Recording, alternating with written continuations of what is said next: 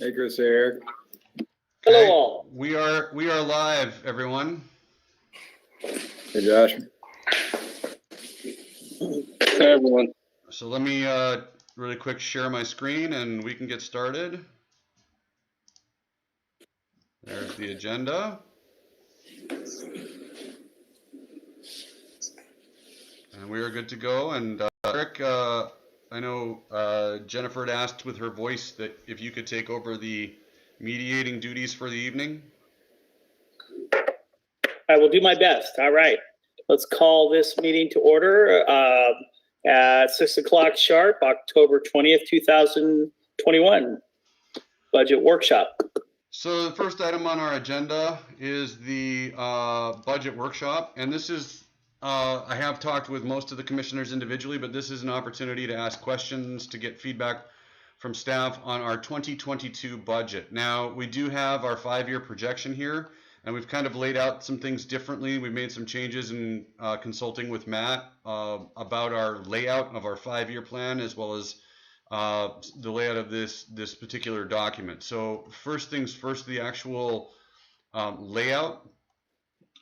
We have taken these items: campground revenue, projects, equipment expense, loan payments, and campground expense, and actually factored them into the profit and loss for the district, as they really aren't separate items. They're more items that are actual revenue and expenses, or will be actual revenue and expenses. So we need to kind of consider them in the grand scheme of things as maintenance and operations costs, as opposed to outside.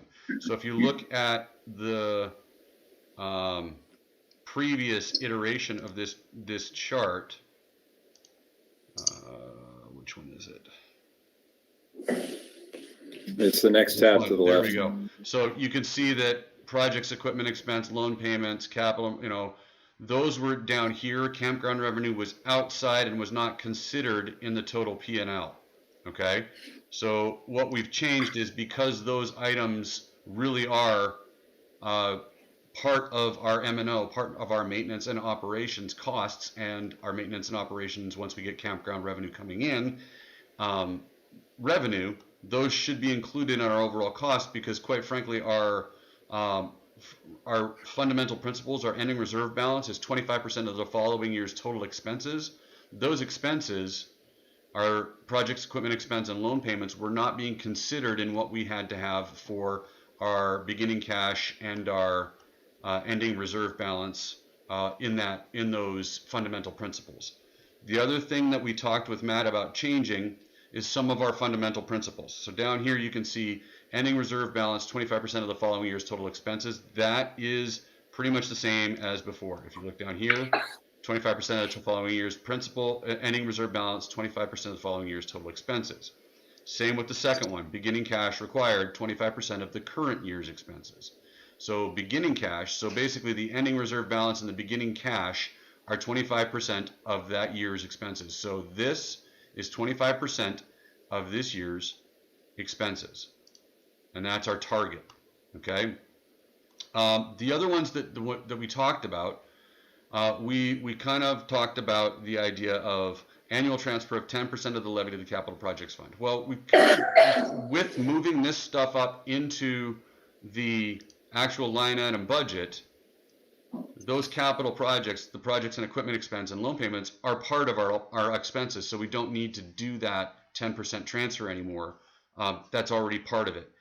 What we decided to change that to is an end of year transfer, 100% amount, any amount over and above the required reserve fund beginning cash amounts, to capital projects expenditures. Okay.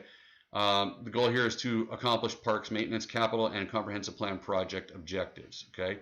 Fundamental principle number 4, and these last 3 are proposed new ones and changes. So these would all, as fundamental principles, require a motion, second, and vote by the board to adopt them as fundamental principles. But these are suggested by Matt, and I concur with them. Fundamental principle number 4 is target spend of 50% of annual project on capital and project capital on comprehensive plan programs. So we have this comprehensive plan. It makes sense to target the idea of spending 50% of our project capital on comprehensive plan programs if we can. That's a fundamental principle that we'll work towards. Now, the last one, fundamental principle number 5, build a capital reserve fund with 30% of available capital each year until a target threshold of 250K is achieved. I don't really know that 30% of available capital, if we're talking about the 100% over and above once we've finished paying for what we need to do, then yes, I'm all for that. If we're taking that before we've paid our bills, then I have a problem with that. But the available in there to me means that it's available after we've done our operational actual costs and all the stuff that we have to do. So that's correct. That's correct. So 30% of that. So then, with that in mind, maybe Matt, maybe we reduce this one, the end of year transfer one, to 70%. Well, yeah, effectively that's what it is. All we say with fundamental principle number 3 is when we're done with all our accounting and if we have anything left over, that money should be allocated to capital projects, existing infrastructure, future deferred maintenance, comprehensive plan. So it just says take what we have left over and apply it to capital. And then second one, number 4, just says when we do that, if we have $100,000, $50,000 goes to existing infrastructure and deferred maintenance, and $50,000 goes to comprehensive plan, so we can actually move the comprehensive plan programs forward. And then the last one just says this was something that we have not had in over time. We've had a reserve fund, which is for emergency shutdown of the park, really, if we fail to get a levy renewal. And for other crises that we can't forecast. But the idea of a specific, and that's for operations, and the idea of a specific fund to account for a capital expense, a $20,000, $50,000 roof replacement, a $20,000 emergency plumbing fix, whatever, water treatment goes, to the unacceptable range, and we have to kick in $100,000 for an emergency water treatment system upgrade. So we just don't have that capacity at all. And so this idea is to establish another reserve fund. This time it's tagged just for capital projects like that. And it's obviously started from 0. And then every year when we do that accounting and we get to that final number, if we hit that $100,000 available cash number, 30,000 of it, first 30,000 of it goes to this build this reserve fund. And to Doug's point earlier, we've already spent the capital and done the projects that are in the budget. So it's not taken away from any of that. It's just saying if we have that money left over, 30 cents on the dollar goes to build this fund until we get it to a level of 250K. And that was just a number that, based on conversation with Doug and Carrie, if there's other suggestions on that should be higher, that should be lower, that's subject for discussion, debate. Like I said, it was just a marker based on a couple projects in an 18-month period, adding up to something, in that order of magnitude. So anyway, so that was the sequence. So those are all kind of new layout and fundamental principles for the budget. So looking at this, when we're doing our budget and when we're talking about budget, and we will get into this over here and the rest of the 5-year projection later on in the meeting when we talk about levy. So when we're talking about budget, we are talking about 1 year's budget, and I want to remind everybody of that. We are literally approving in November. The board will be approving our 2022 budget. This document never goes. This is for our internal planning purposes only. This column here is what we are looking at this year. Okay, for next year. That's all we're doing. So looking at this, there's some things in here I wanted to highlight that have changed since you all last saw it. So you can see with the layout and with everything else that we're doing, we're going to be about $56,236 negative in our budget based on moving all of these things up into expense. Okay. Now that being said, we will be drawing down ending cash and pulling from the reserve to keep everything green for that year.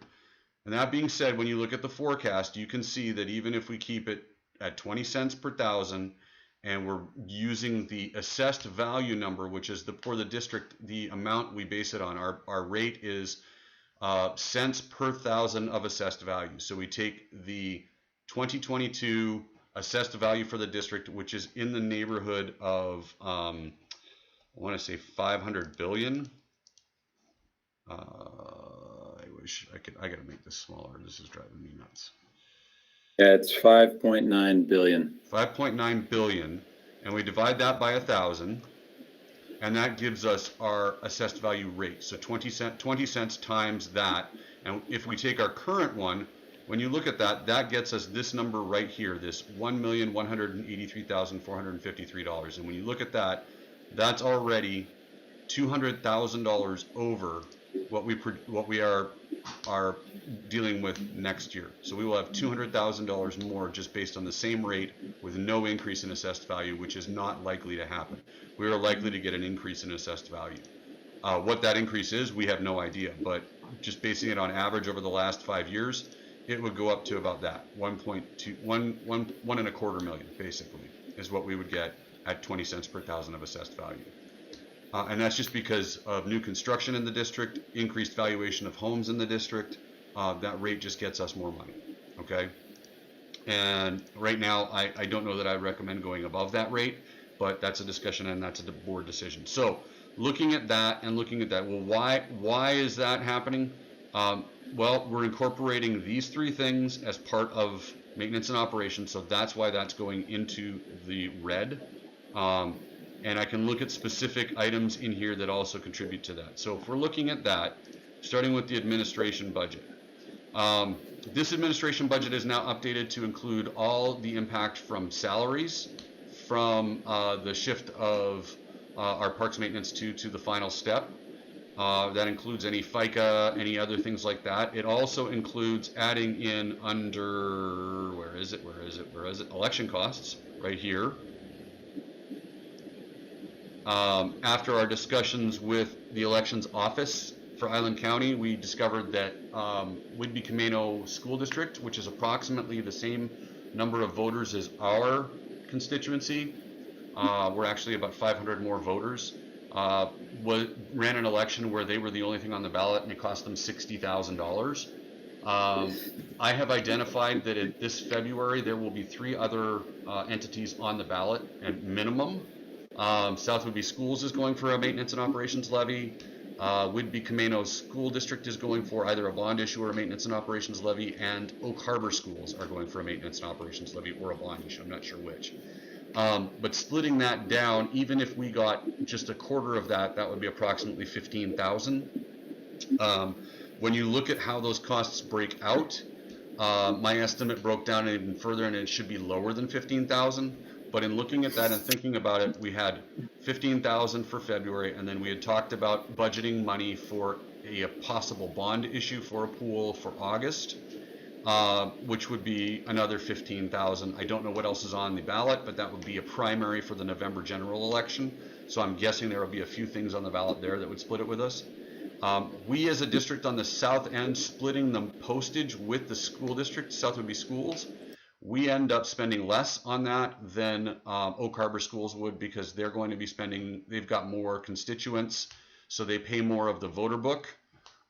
They also pay more postage. They pay their own postage. We would split the cost of postage with South Whidbey School District.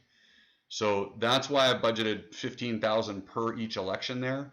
And we can make those decisions as we go, but that's why that increase there. Everything else in here is pretty much the same as when you saw it last month. In the maintenance budget, nothing has really changed. Everything's pretty much the same as it was last month, and the same for the programs budget with some minor changes here and there. If we're looking at the capital budget, so we talked a bit about our previous capital budget and how it was laid out, the capital improvements and loans, and how these are now included in the line item for maintenance and operations, and so that comes out earlier. The proposed capital budget does that same thing, but then it also brings in our deferred maintenance as well as our comprehensive programs on the list, and kind of gives us what might be available in future years for planning purposes. Okay. That's pretty much the budget right there. Did anyone have any actual questions on this, specific to what we're talking about for next year? Or, you know, we can look a little bit at the 5-year projection if that's something anybody wants to do at this point. We don't take any action here in the workshop. What we do is communicate, answer questions, and deal with that kind of thing and get feedback from the board. If we want to take any action, we would do that in the actual meeting. There is a line item for that. So I'm happy to answer any questions, or if Matt wants to make any comments, he can do so. Can you, Doug, could you pull up the capital budget spreadsheet again? That's the, I think that's the one. There, you know, the changes to the admin budget were, I thought, pretty straightforward, and programs and maintenance seemed fine. Yeah, not the revised one, but the original one, just because it's easier to follow. Yeah. So this is really to me the place that, you know, if we wanted to, you know, make some adjustments to account for that, you know, to account for that P&L impact, it would be here. But I think we'll talk in the levy portion later about where that's going to take us. I think we are in a situation that we don't need to curtail anything, like, you know, take $40,000 out of the forward-looking capital budget for 2022. I think we can do all these programs and we can respond the way we outlined there a minute ago, and then we can recover in 2023. So anyway, but this is where if we were to make any adjustments, like a deferral of some expenditures, it would, to me, it's here. I mean, it's not like you're going to defer a salary, or it's not practical to me to change a head count, or, you know, the programs is going to be a net, you know, a net zero. So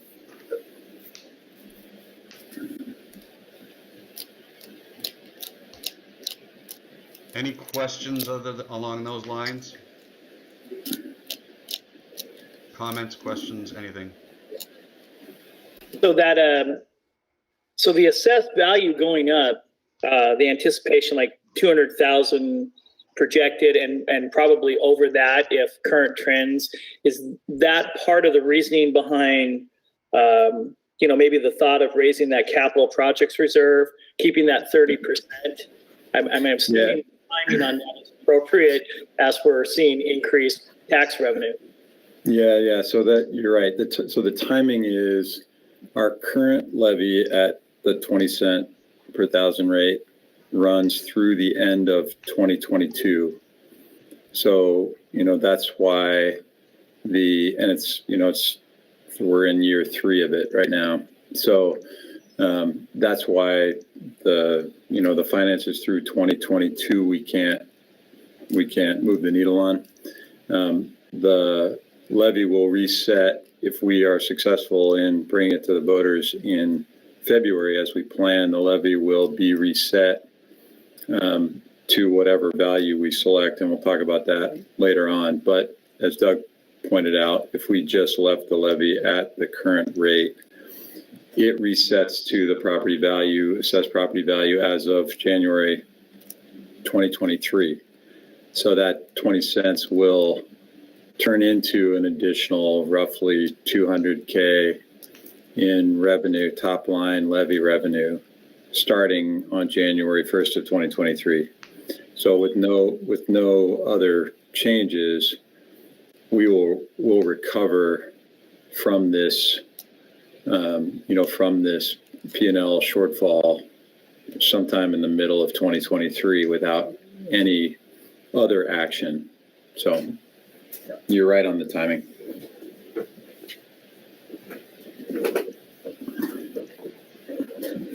It seems like a good idea, other than if the economy was in a bad place right now. That 30% seems a lot to me. You know, you mean the 30% for the capital reserve? Correct. Yeah, your principal. Yeah. So if you go to the Doug, if you scroll down to the expenses, like for 2023, say, so just as an example there, so in 2023, flip to your capital spreadsheet, Doug, or worksheet, sorry, and look at the 2023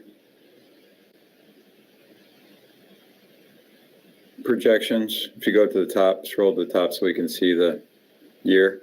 So you can see 2023 from a capital standpoint. You can see the loan payments in the top section totaling 60,000. Now, if you scroll down, you can see we've got 36,000 for pickleball, picnic tables.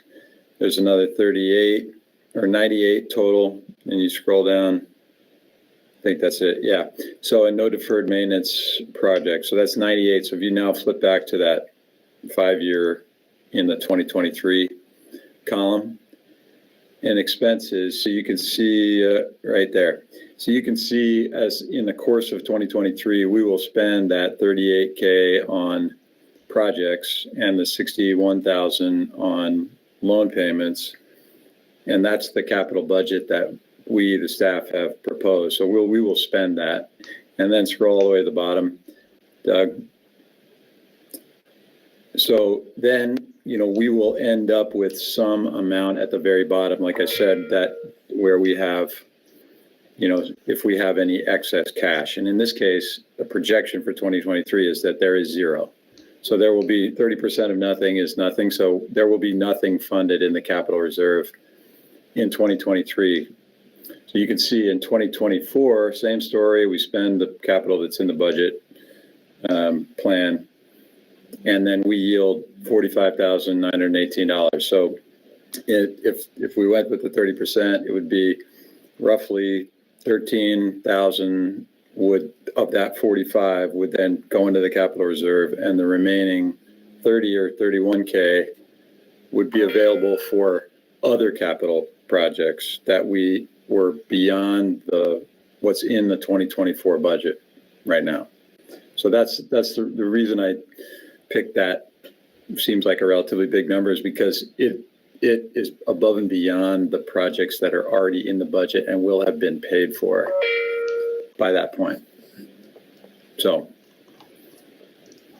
and you can see it, if we're trying to get to a number like 250K, it's going to take us, the full 5-year term of the budget to get there anyway at that rate. Like if we go much lower, it's going to be a decade before we get there. Probably. Any other questions? I think it's a great idea. So I'm in support of it. I take no credit for it. It was Carrie's idea, supported by Doug, and I just nodded my head.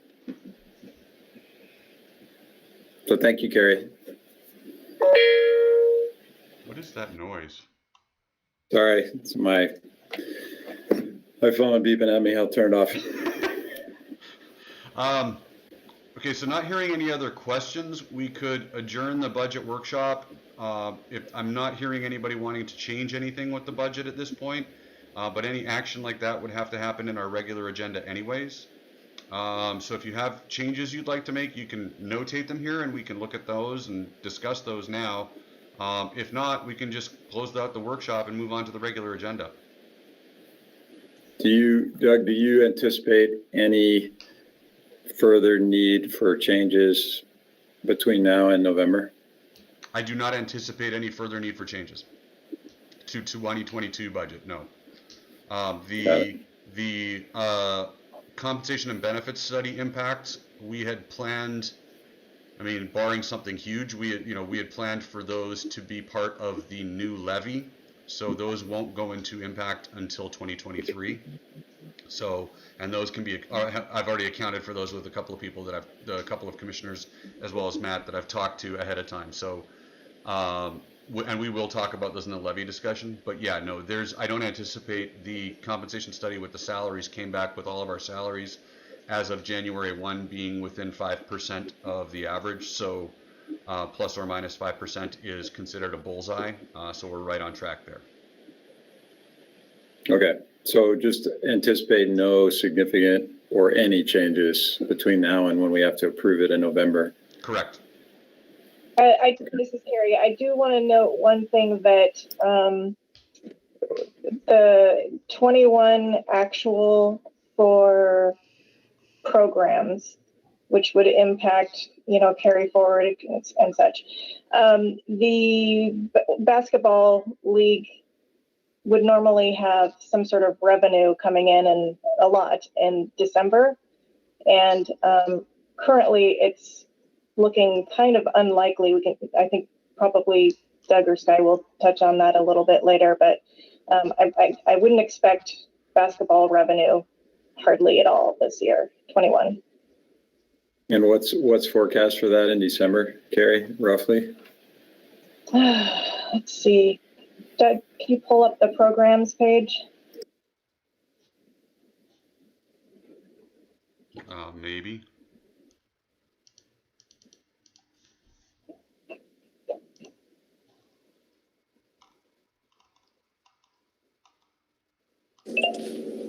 Okay, right there. Looks like, yeah. So it looks like we were estimating 12,000 revenue, and that's unlikely. We'll have a small amount from a small outdoor program that we did, but it's unless we can get into the gyms and get commitment to getting into the gyms for January, we won't have that revenue in December.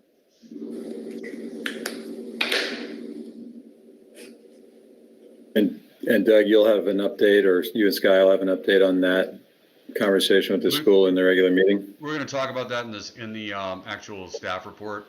We just had the meeting with Dr. Joe and Dan Poolman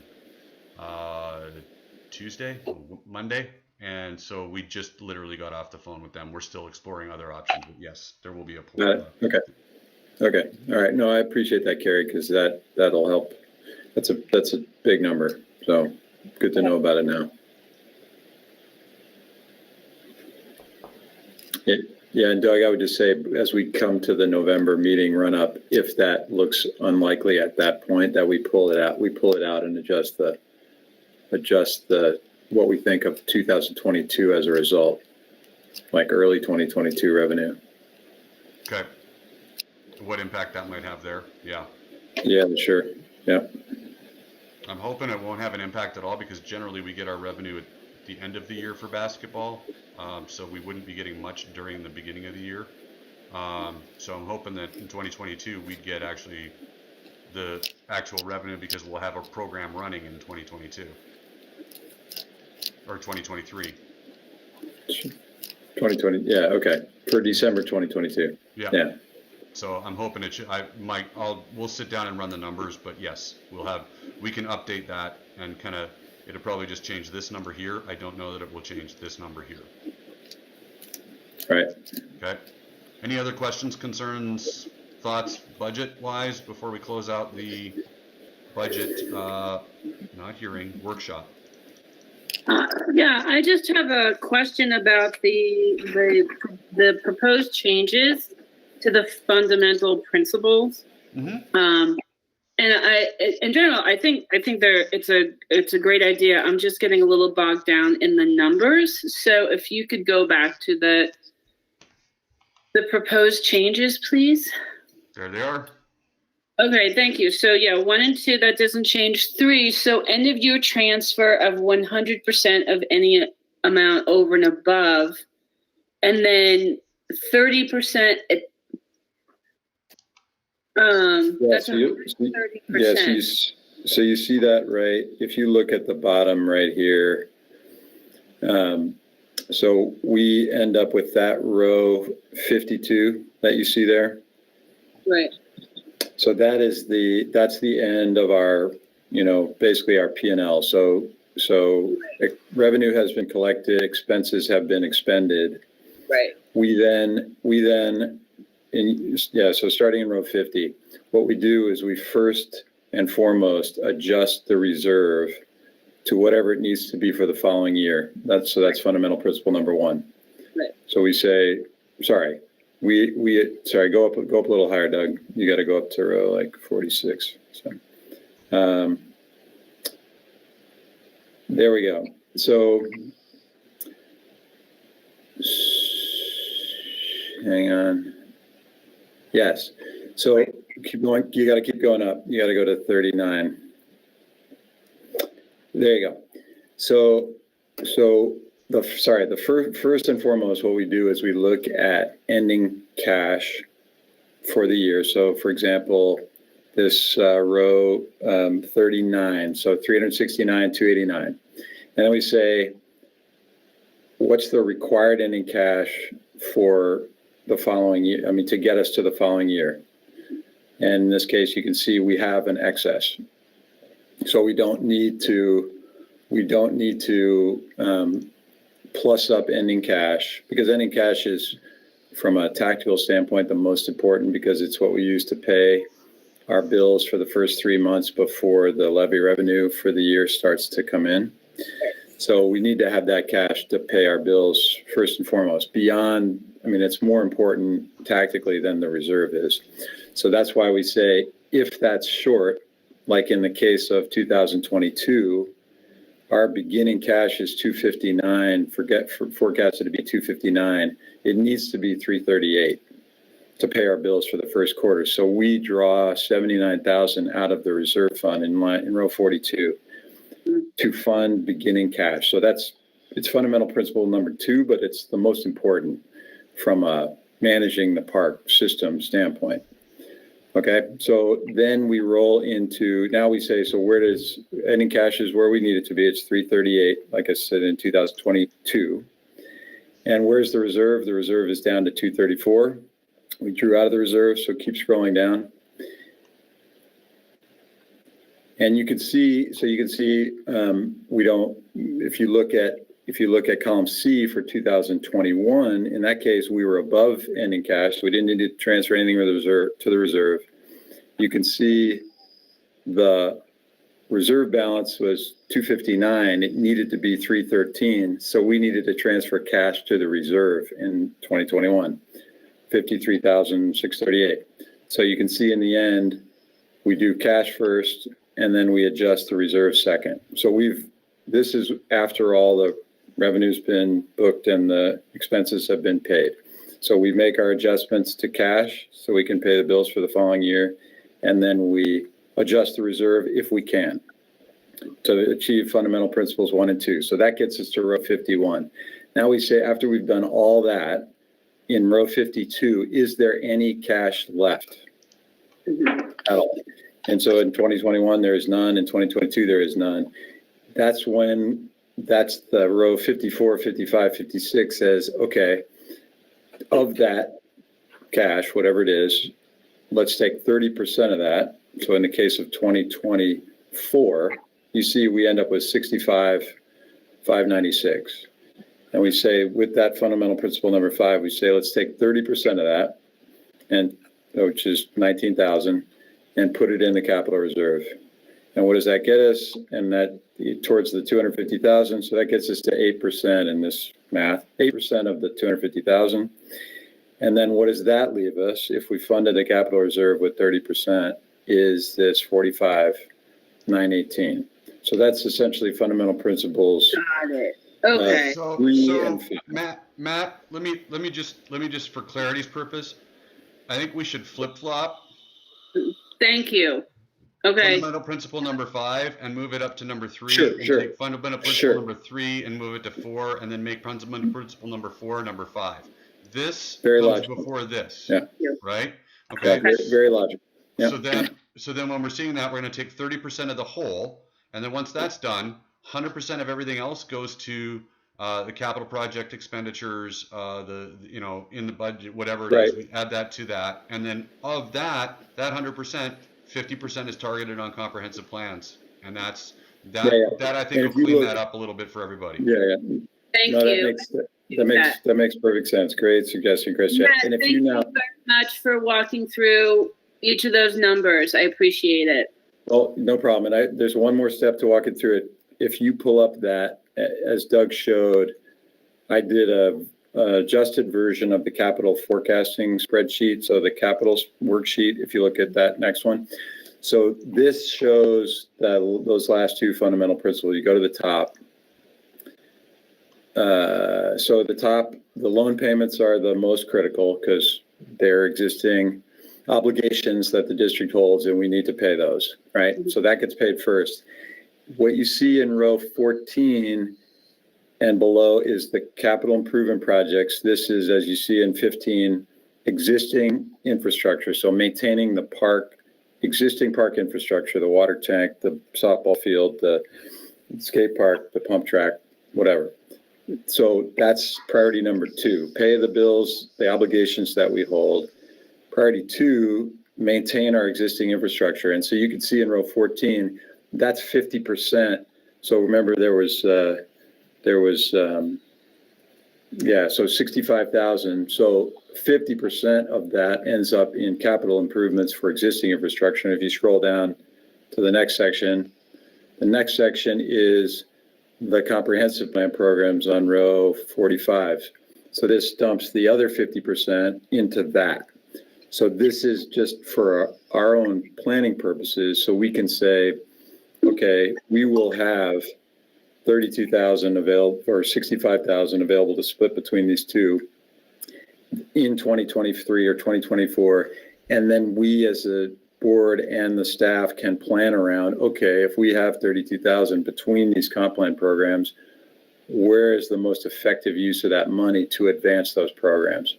So that's where that split comes from. And you can see the 50% numbers. So if we decided it was going to be 75-25, we can adjust around there, but that's the implementation of fundamental principles 4 and 5 in the original list. Split it out and then let us look at it and say, okay, how should we advance the existing infrastructure maintenance, the deferred maintenance that are in that upper tier as well, and then the comp plan programs with that available cash at the very bottom of the calculation. Okay. Any other questions before we go through and move on? What I'll ask is that we have a vote in the regular agenda on renewing or adopting these fundamental principles with that one switch, moving number 5 up to 3, and maybe we do a motion and second in that agenda item to get those adopted, and then I will update those in the budget for next month and they'll be ready to go.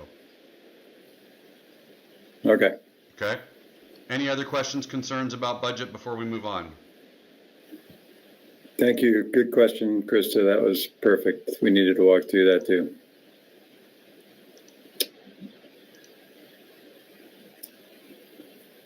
No? And getting to talk about it made my mouth go less numb. So thank you. Okay. So hearing no further questions, Eric, we could adjourn at this point the workshop and call the regular meeting to order. All right, will do.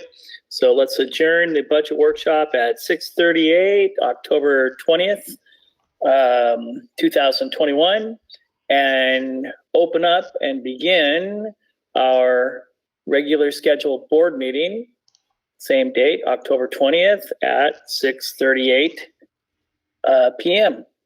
And looks like public comment first.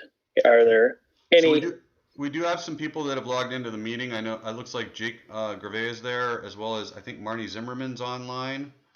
But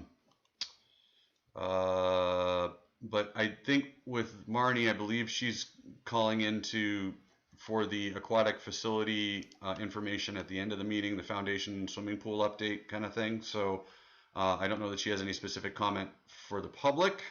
And Jake is the incoming commissioner, provided nobody gets a write-in candidate that he loses to. There's nobody else on the ballot. So I would guess that there's probably no one for public comment. Okay. So hearing none there, we can move on ahead. All right. So if everybody has read the minutes from the last meeting, need a motion to approve the minutes from the 9/15/2021 meeting. I'll make a motion to approve the minutes from the September meeting. I'll second that. Okay, motion has been seconded. All those in favor of approving the meeting minutes from the last board meeting, please signify by saying aye. Jennifer, I. Krista, Eric,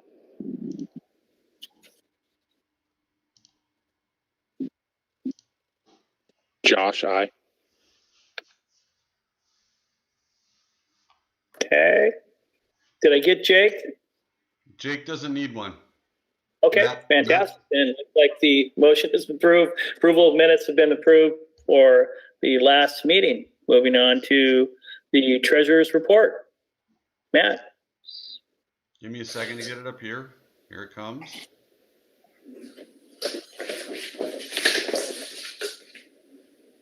Okay. Should be coming up on your screen. Matt, whenever you're ready. Yeah, I've got it. Can you guys see it okay? Yes. Okay, so you see this is again the overall cumulative revenue and expense picture with the net line in blue above the magenta line, which is forecast. And remember, favorable is up in all cases. So you could see on the top, revenue has been trending. This is cumulative month to month. So we were trending above favorable to budget up until this month, where you could see we dipped slightly below. Expenses have been controlled favorable to plan. You can see cumulatively through the year to this point. And so that's why blue is above magenta. So we're still good. We're slightly better, more favorable to plan in September than we were in August by about 10K. So we're sitting at 116K favorable to plan overall. Next slide, Doug. So this is that revenue picture. Again, the blue line is the cumulative. So we had advanced to about 30,000 favorable.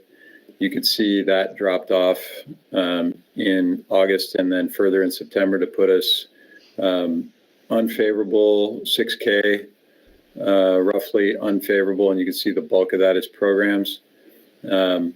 As Carrie said, there's program revenue we're just not realizing because we're not running the programs, or we have some restriction on program attendance. So you can see that. If you look in the expense picture, again, we're controlling expenses favorably. You can see after a dip in August, we're up to about 122 favorable. So that more than offsets the 6K unfavorable in revenue. And then the last slide shows the fund balances. You see there's a couple changes here. Just to point out, Carrie, as part of her scrub of the funds and our fund expenditure processes, we became clear in the conversation we were having that this chart and these funds were not very clear. So the labels on these funds, a lot of these are legacy names that came when the funds were created with the county, and they are potentially confusing. So we've added a few things to this chart to clarify that. And we also added a fund that we have never displayed, the bond fund. So now there's one more bar down there. But so you can see here, there's this fund called capital. So it doesn't have anything to do with capital projects or a capital reserve or anything like that. It is the Max Walton Trails Bond Fund that was used, a fund created to hold those funds and expend those funds on the project. On the purchase. You can see, and there's this other fund called property, the blue bar down there, which is the campground property, not any other property, but the campground fund. So you can see adding these labels so we know what those are when we talk about the capital fund. It's not the capital reserve that we were just talking about in the 5-year projection or fundamental principle number 5. It's the fund for the Max Walton Trails property. And then you can see the bond fund, quote unquote bond, is the 2007 park improvement bond that we took to the voters that we are still paying back. And you can see the payment terms that will continue to pay through December of 2027. when those bonds are finally paid off. So anyway, some changes here. In the net, we're still on plan as of the end of September. We're getting to that point where we need to adjust the reserve fund, and so we'll be talking about that in the fourth quarter. But just so this is a little bit more clear, hopefully, and if there's any questions about that, we can answer them. The last piece of this is one thing Carrie did to make things easier for us to decipher is can you pull up the worksheet, Doug, for chart data? Oh, I don't have that on here. I just have the slides. We don't. Okay. Well, if you guys look at the file, there's a worksheet called chart data that feeds all these charts. The bottom section of that chart data worksheet is the fund balances. And those fund balances, as you can see, they're going up, they're going down. We're receiving revenue, we're paying bills from them. Carrie has gone through and commented month to month where there are changes in these fund balances. And in the file, we've included both 2021 current year and 2020 last year with comments in those fields in the worksheet. So if you are interested in going back and looking at why we jumped, from A to B in the property fund or in the capital fund or in the bond fund, Carrie's added those comments to show where the money went or where the money came from. So again, the whole point was just to provide more clarity and more transparency on this data, make it easier for us to make decisions. So those changes are are implemented here on the display and in the file that you guys have. So any questions on any of that? Wonderful. Thank you, Gary. Perry, thank you. Okay, voucher list. So we just had a few changes on this. We paid some payroll taxes. We did the retirement contributions, the employer portion for deferred comp for Washington Department of Retirement, that's PERS. Crystal Water for water services, Simplot Partners for some grass seed, some hardware at SIBO's. We had electrical service. No, that was wasn't that our Northwest Management Consulting, Carrie? Yes. Oops. Yes. That's the compensation study, not electrical service, right? Correct. Yes. Okay. So compensation study was completed. Some vehicle maintenance at Freeland Ace, and then the copier lease, and then a deposit for 2022 for the timing for the triathlon. And I believe that was it. Those were the changes. Or not changes, the additions since Friday. Anybody have any questions on any of those? Okay, if there are no questions, I'll make a motion to approve the vouchers for the M&O fund for the total amount of $107.10 and from the property fund for a total of, and that's the campground, total of $1,356.00.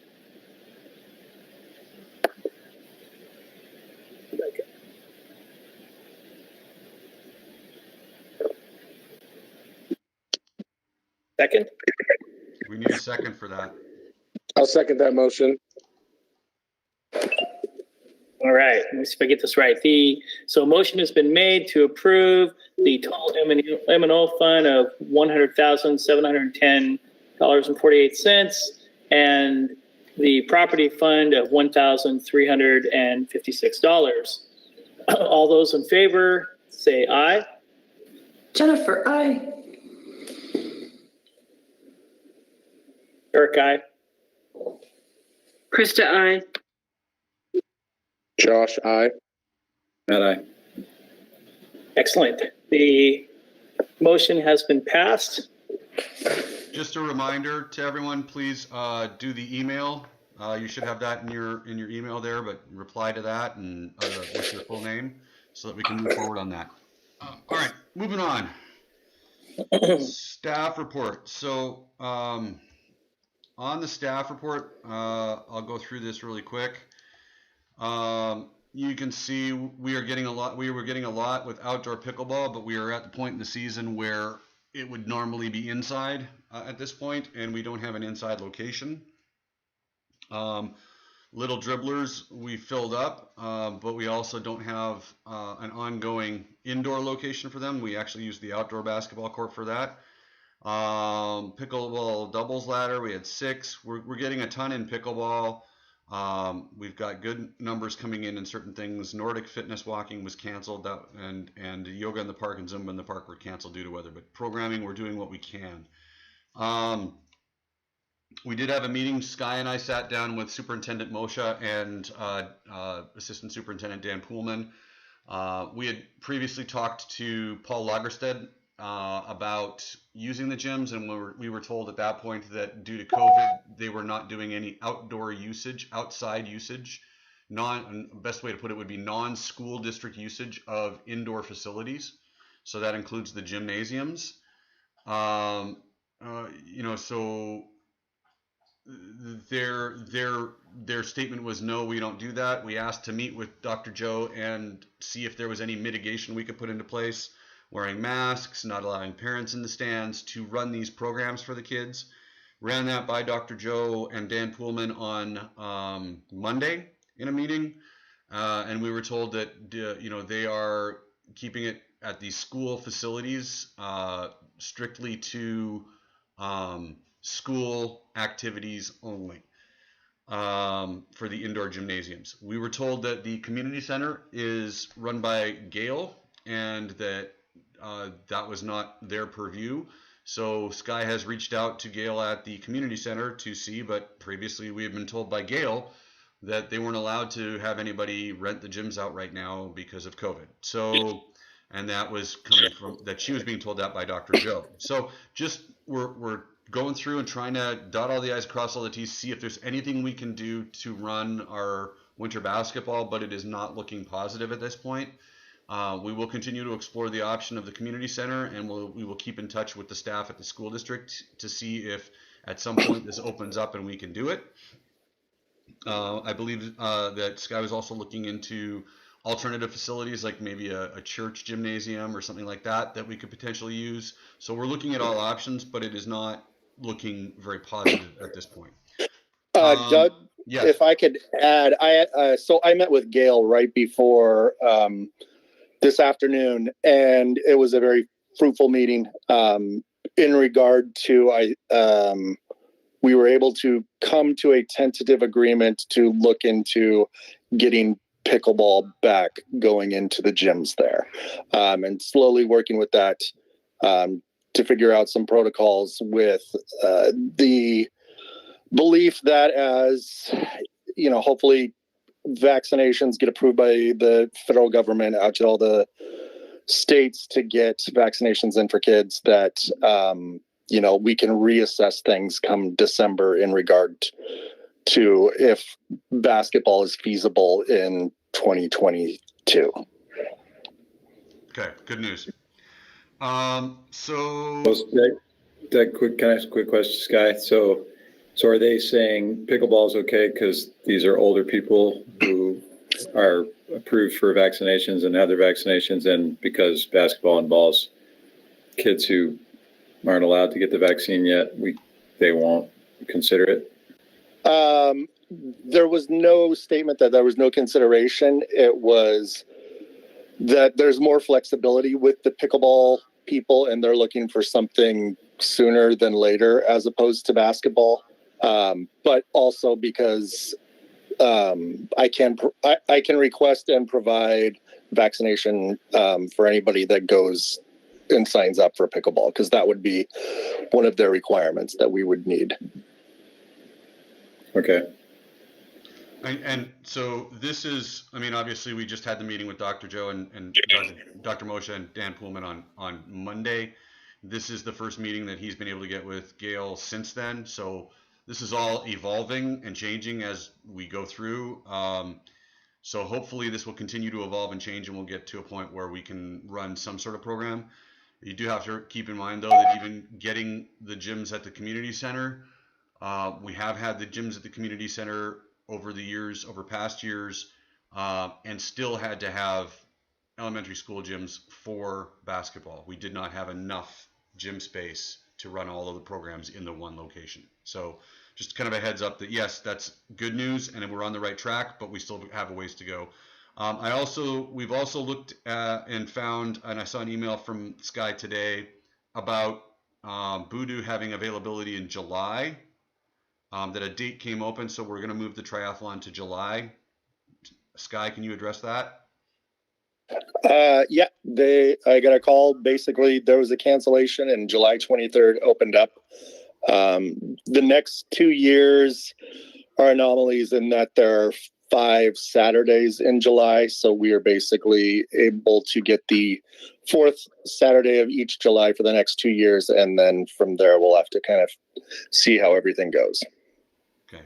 But that is always a moving target with, availability. It really boils down to the fair and the fair moving their date around to get the carnival ride vendor in that they use. So while that changes because we can't have people riding down the roadway right down by the fairgrounds and impacting traffic there during fair week, the Saturday of fair week. So there's that. New Instagram account has been created. We've linked it with a Facebook account, integrated all Facebook groups and Instagram into the Facebook business suites. So that's been done. Connected with Google website with Google Analytics will give us better understanding who visits the website and why they're visiting. So we have pickleball participants by age here. And you can see that it is across the spectrum, but mainly our retirees. And then a nice picture of the shark head playing sharks and minnows out on the basketball court with little dribblers. Facilities and grounds, we are into fall full swing and we're gearing to more trail cleanup and landscape work as time permits. I believe that the crew is supposed to be flagging the proposed additional trails at Trustland Trails and Max Welton Trails property access trail. Once it is flagged, we are still waiting. Once we have the easement flagged, we are still waiting on TMI is on their list. They're trying to get out there and get that done. Working on getting a quote for an additional load of infield material. I do have that on the agenda, and I believe Tom logged in, so hopefully he can address that as well. Yeah, it looks like he's there. So I had him write up a memo. This is somebody that we found that does this in Idaho through the gentleman that does the field work for the Everett Aqua Sox minor league team. My items, we finished up on the compensation study last week and got that in. There's a draft in the final draft now in the board packet that's available. I scheduled the survey of the easement with TMI. I've reviewed and received and reviewed the final septic system design from Davido. That's on the agenda as well tonight, and we'll be reaching out to the county on that after this meeting. Still waiting on the small water system management plan coming back from the state, and I had a couple meetings with the consultants, Matt, and the folks from the foundation. There will also be a presentation or a short presentation on that later on in the agenda on the swimming pool. Also moving forward on outreach to Rotary clubs on the amphitheater project, as well as giving them an update on where we are on other things, fully looking at everything basically in the proposal for stimulus funds to the county. So that's more on that in the regular agenda. Any questions on anything in the staff report?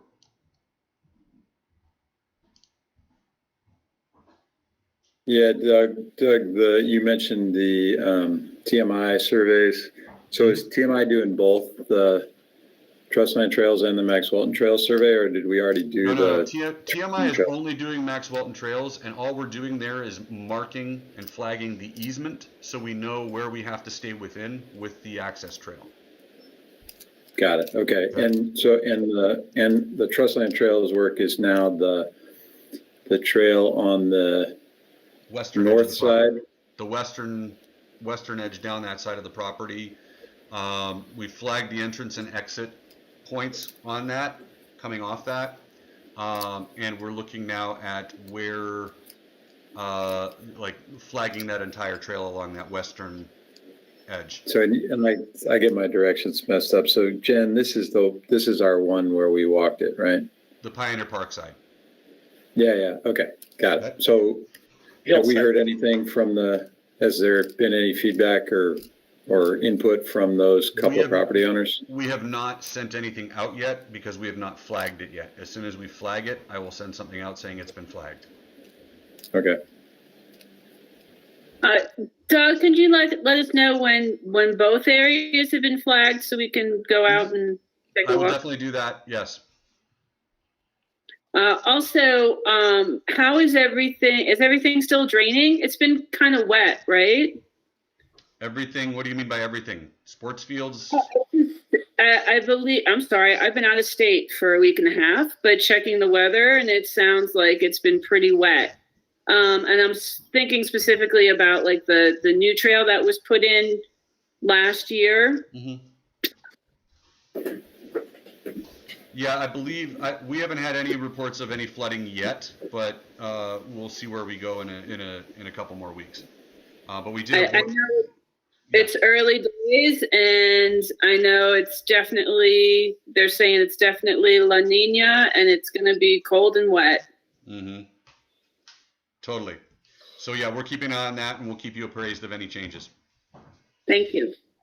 Anything else on the staff report?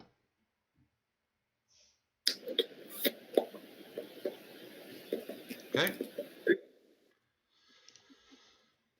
All right. So next, comprehensive plan programs. A few things in here. We did get the septic system design draft completed. It's included in your board packet. I will be contacting the county on this for their review. We still need the small water system management plan before we can proceed. This basically looks at the idea of using the, we're planning on using the existing old maintenance building, the doghouse, as a bathroom in this plan, and running septic over to the other side, because the septic system on this side would not support the amount of traffic needed there. So it basically just gets us a building, and we're going to run the septic over across underneath the road to the already scouted out septic site on the other side.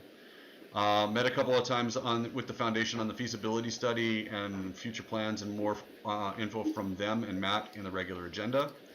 We're still waiting on the easement mapping from TMI. They have it on their schedule. It should be done very soon. The temporary entrance sign is up and in place, and I will be posting that to Prism and getting that checked off as an item on our list for the Max Fulton Trails grant for Land Water Conservation Fund. I did present our whole project list, including the amphitheater, to the Rotary Club of South Whidbey last week on the 12th, and I will present to the Rotary Club of Whidbey West Side tomorrow on the 21st. The same presentation, talking about everything we're doing and that we're going after those funds. So on the stuff here, the campground septic system study is there in your packet. It talks about everything in there, and it shows all the designs, so you can take a look through that at your leisure. It basically adopts that location for the building here, and then bringing the septic over to the other side. And then the other item we had in there that I brought was. But is it, Doug? Is it technically an LOSS, a large on-site septic, or does it fall below the? No, it's below the threshold for that because it's only one bathroom, and we're doing. The reason we avoid the state on this is because when we do it separately, one building, one septic, one building, one septic, it doesn't hit that threshold. Okay. Yeah. It's gallons per day or something. Right. Okay. And then the aquatic facility update, we did get the pre-design report on the large on-site septic system pre-design report. We have had some comments back from the state on this, and I believe Davido is going through those. But that's there as well in your packet if you want to read through it. And that's ready to go. That's really all I have on comprehensive plan. We do have items for the foundation to comment later in the agenda, as well as, nope, that's it. So any questions on the comprehensive plan programs there as they are, other than the swimming pool stuff?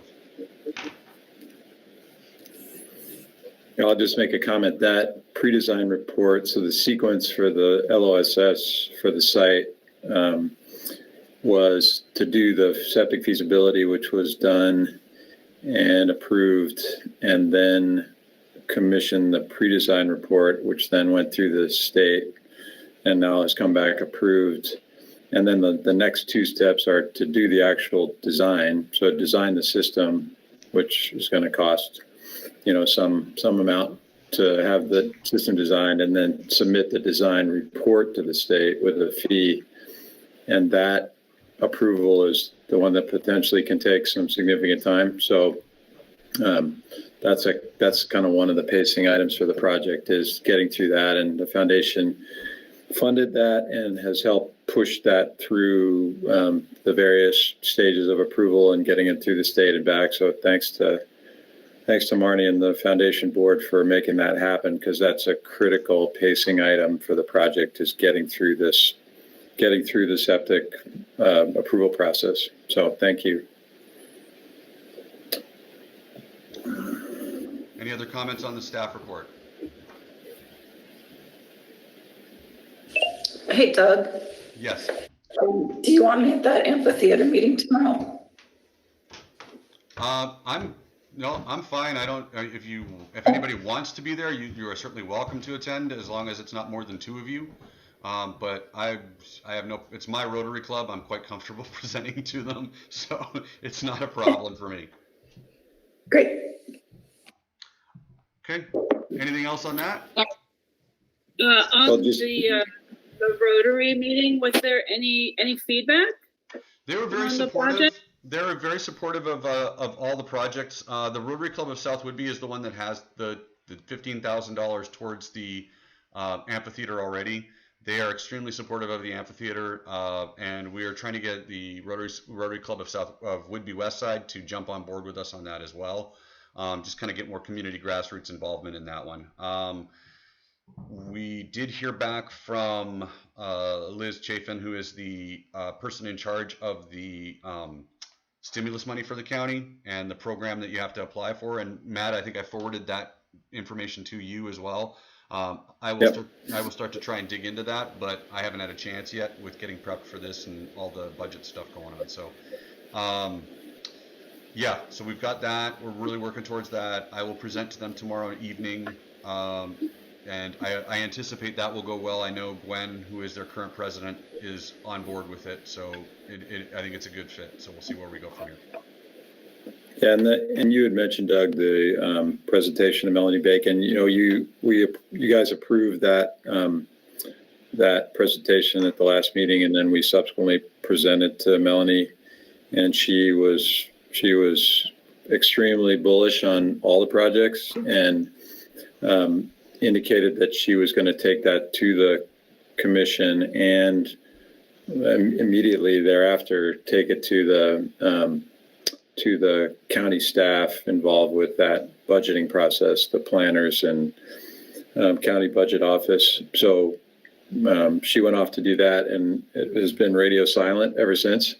So Doug has been reaching out to her and her office to try to get some feedback and see where that stands. I don't know if you saw it made the paper a week or so after we did it, where we were trying to also get the word to Commissioner Johnson, who had been the one who had kind of guided us into this process in the first place. And she was talking us down a little bit in the paper article, if you read that, but at least we're on the radar. They know we're there. We've actually given them an application with real numbers and real projects. And so I think we're in the best shape we could be in, but anybody who has any interface with any of the 3 commissioners, Doug is working on following up with them formally, but any informal interface with them, I don't think could hurt us. So. Anything else on comprehensive programs before we move on to the compensation study? Okay. So compensation study, this was board approved to look at with our levy coming up. And what came out of this? Well, our initial report comes back, and from what we are seeing as of January 1, this 2022, all of our salaries will be plus or minus 5% within the range of the average salaries for comparable positions in our areas.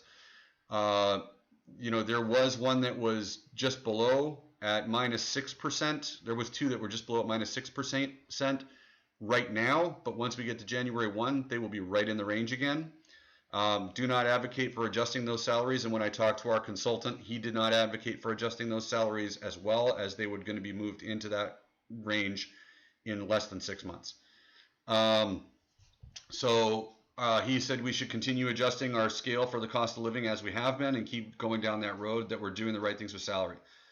He said the main area we're lagging behind other agencies right now is in the benefits area, specifically these following things: spouse dependent coverage for medical, dental, and vision, employee life insurance, and employee accidental death and dismemberment insurance. On medical, dental, vision for spouses dependents, currently the average on the other agencies pay about 80%, 81% of the premiums for spouses and dependents. Most of them paid well over 80 or over. One paid 40%, but all of them paid something. So I have factored into the long-term 5-year plan 80%, the cost of what it would cost to do 80% of medical, dental, vision for 2 additional people per employee, and thrown that number into the 2023 budget, just so we have a placeholder there for doing something along the lines of benefits. That number amounted to $107,000. And looking at our staff, I don't believe everyone in our staff has 2 people they would add, so it's not going to hit that number. I don't believe that everyone on our staff has somebody they would add. So what I've kind of looked at is coming down at the end here. But so that's just what I've done as a placeholder in the budget. So that's kind of the breakdown there of what the cost would be for everything and how I came to it. For life insurance, for the employee, all of the other agencies paid for some form of life insurance policy for the employee. I will look at getting quotes on that later this week, so we know what to expect there. And the same for accidental death and dismemberment insurance. 71% of the other agencies paid for some form of AD&D for the employee. Again, I will look on that quote so we can know what we're looking at there. The long-term disability, only 43% of the other agencies surveyed provided that coverage for the employee. I'm not sure that we need to look at that, but it might be an option. And what I've kind of been looking at is Keepan Parks told me when we talked to them, they were one of the agencies we worked with. They told me that they were looking at the idea of, instead of doing 80% of medical coverage for dependents and life insurance in this, doing it more like an a la carte kind of method, where they just assigned a dollar value for employee, and you could use it. Once they're going to pay for medical and dental and vision for the employee, and then assign whatever it is, $2,000 a month per employee towards additional benefits. That can go towards medical, dental, vision for your family members. That could go towards life insurance, accidental death and dismemberment, or long-term disability, and just throw a dollar amount, and it's only usable for those benefits. You can't not use it and get extra money on your paycheck. It is benefit assignment only. So I'm waiting to hear back. They had said it initially, they had not actually approved it at their board level yet. So I don't want to be the test case, but I do want to put some money in the budget for 2024 in our planning and looking at our levy to decide to kind of get down to that and make sure we have funds available for it. But this is the area where we are lagging behind. And so I just wanted to bring that up to the board tonight and kind of look at that really quickly. And you can see, I'll pull up the results really quick and we can look at those. So you can see here, this shows the salary, the acreage comparison, the salary comparisons with the 2 positions that were minus 6%. With the bullseye being minus 5%, so they were just outside. But once we add in the raise they're going to get January 1, they're right in that range, and they're all in the right spot. So not at a point where we need to adjust them. That may change in 5-6 years, but right now we're good. This is the benefits kind of portion. So you can see most places do 100% of the employee. Some do 90 for the employee and 90 of the spouse dependent. Some do 80, some do 100 of medical, dental, vision. Life insurance was across the board. Every agency paid 100% of coverage for the life insurance for the employee. Long-term disability, like I said, only 43% of the agencies did something, but 71% of the agencies did something on accidental death and dismemberment. The other thing that I looked at that we might want to look at some point, we have 11 days off of holidays. The average was 12. Other places had 11. The city of Langley had 11. Island County had 10. Some had 14. We have 10 and a floater. We could look at adopting Juneteenth as a federal holiday as a 12th to stay at pace with that. I don't think that's a huge deal, but it would be something that staff would probably appreciate. And that's pretty. Go ahead. So just to be clear, from when we talked earlier today, you said that the life insurance was not represented correctly on here? Yeah, the only life insurance that's not represented correctly is the SWPRD says we pay 100% of life insurance. We don't do that at all. Okay, thank you. That's an error on his part, and I will have him change that in the final report. Do you have any kind of estimate? You'd gone through the detail, Doug, on the 80% spouse independent coverage. Do you have any kind of estimate? I know this has been an issue coming and going, but on the long-term disability costs, if that were to be a consideration? I do not. I do not have a long-term disability number. I do not have an AD&D number, and I do not have a life insurance number. I'm assuming it's term life insurance as opposed to whole life insurance, which is in general cheaper. Yeah, but I will look. My guess is the life insurance and AD&D is going to be relatively inexpensive. The long-term disability is going to be the big number. Right, and that's why you see here that only 43% of the agencies did it. And if the board wanted to pay for everything, I would not advocate for doing long-term disability simply based on less than half the other agencies did it. I would think that if we're offering it as an a la carte and people can choose, that it's something we could offer, that an employee might prefer long-term disability to accidental death and dismemberment. Sure. No, I get that. I just think we should see if you can pull a good estimate so we can compare, because it may be a 2-to-1 on the medical coverage or more.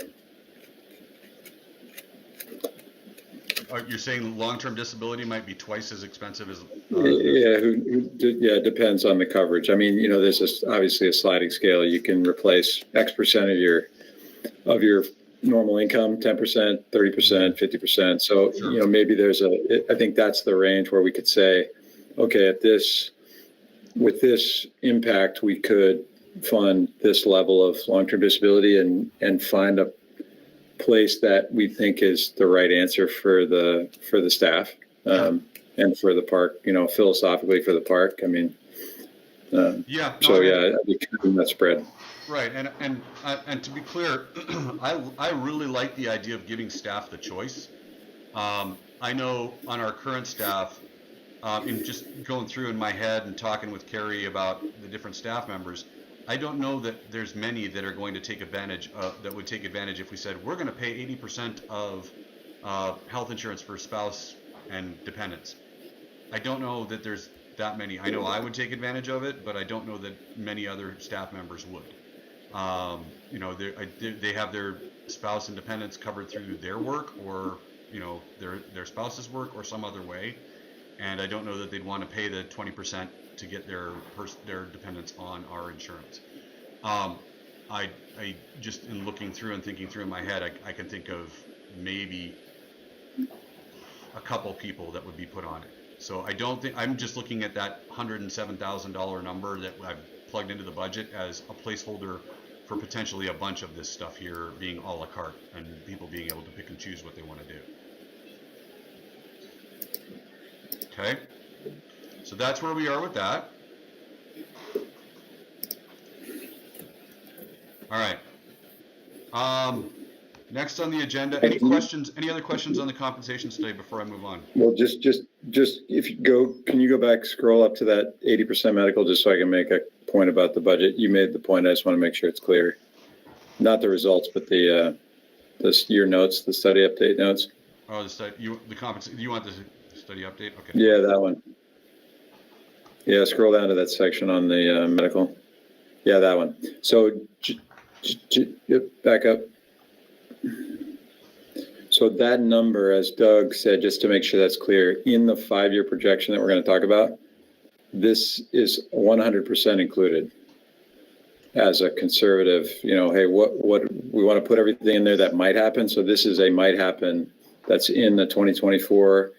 And because then it's, you know, then it's part of our, it's assumed it's not a 1-year thing. It's part of our parks compensation benefits package. So it's in the 2024, 2025, and 2026 budgets in the 5-year projection, just to make sure that's clear.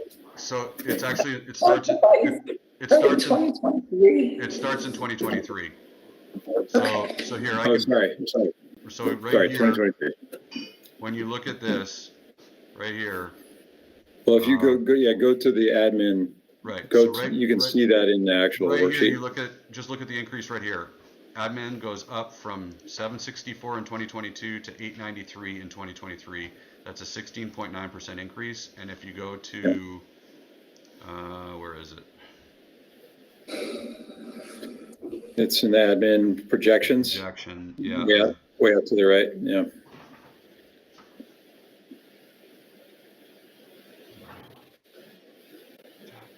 Okay, so we're the projections worksheet. Yeah, I know. I'm trying to get over there. It's not letting me get to it. Hold on. Do this a different way.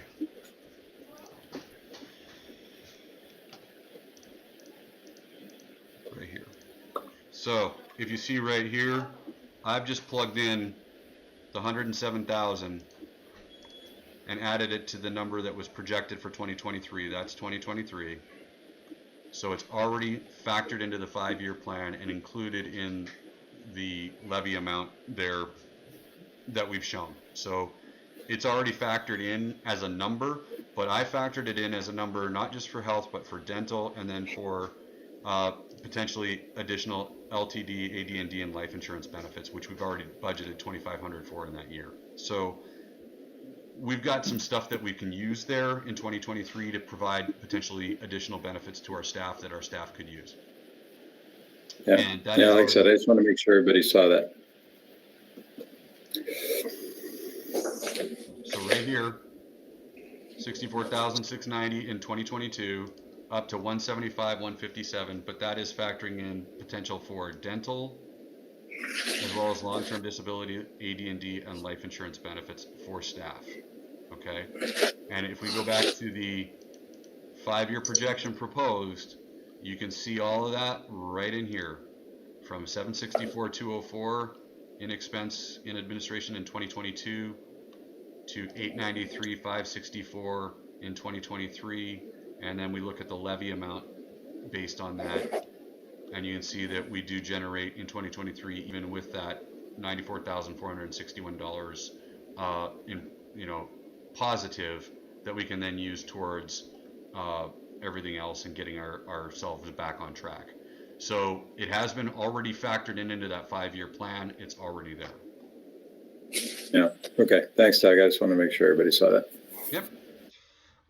So next, the only thing I have here, this is just a budget line, kind of a budget directives. So this is where I'd like someone to move that we adopt the fundamental principles, and potentially directing me to move number 5 up to number 3 and shift the other 2 down, so that we have new fundamental principles going forward.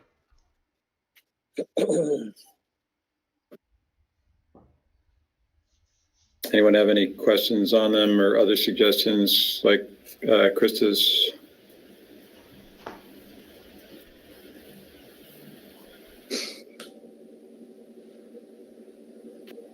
Okay, how about I'll move to update fundamental principle number 3 to build a capital reserve fund with 30% of available capital each year until a target threshold of $250,000 is achieved.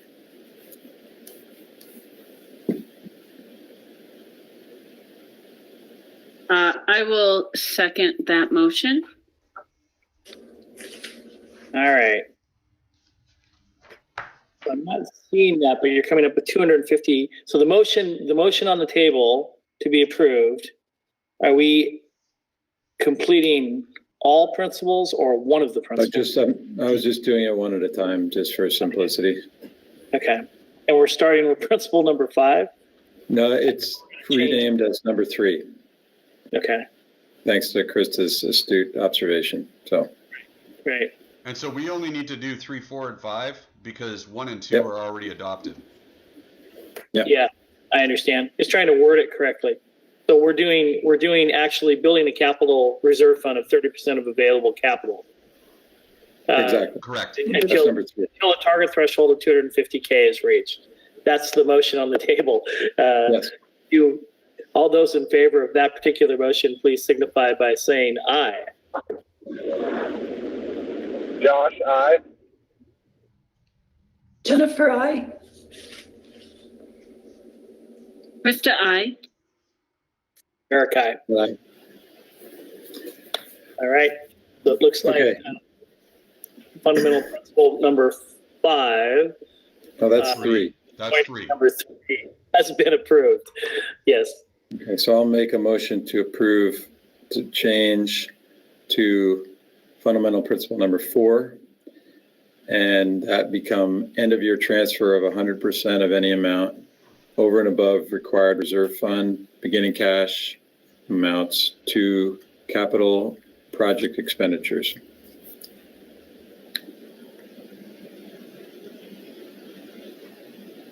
I will second that motion. Okay, the motion on the table is principle number 4 to end of year transfer of 100% of any amount over and above required reserve fund beginning the cash. I can't see the rest of it. So To capital project expenditures. capital projects expenditures. All those in favor of that particular principle, please signify by saying aye. Jennifer, aye. Josh, aye. Eric, aye. Krista, And aye. Okay. So principle number 4 has been approved. Fundamental principle. Okay, and then, or go ahead. Go ahead. All right, I'll say, I'll make a motion to approve new fundamental principle number 5 to target spend of 50% of annual project capital on comprehensive plan programs. and I will second that motion. Okay, the motion on the table is fundamental principle number 5, which is target spending of 50% of annual project capital on comprehensive plan programs. All those in favor signify by saying aye. Jennifer, aye. Josh, aye.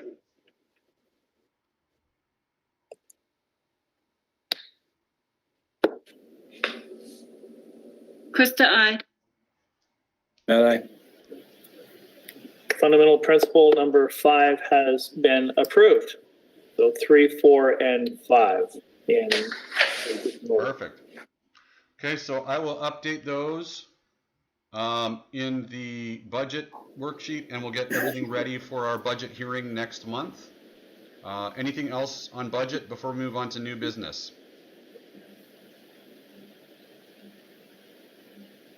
Okay, hearing nothing. New business, picnic shelter bid results. So in looking at this and in getting these bid results, both Tom and I were stunned. I mean, we expected them to be high. I did not expect the low to be $61,632.90. We budgeted $26,000 for this project. We simply just cannot do this. I recommend tabling this bid and coming back, and not doing that this year. I would recommend we return the bid bonds and just move on for a while and look at this again in a future year. I would agree.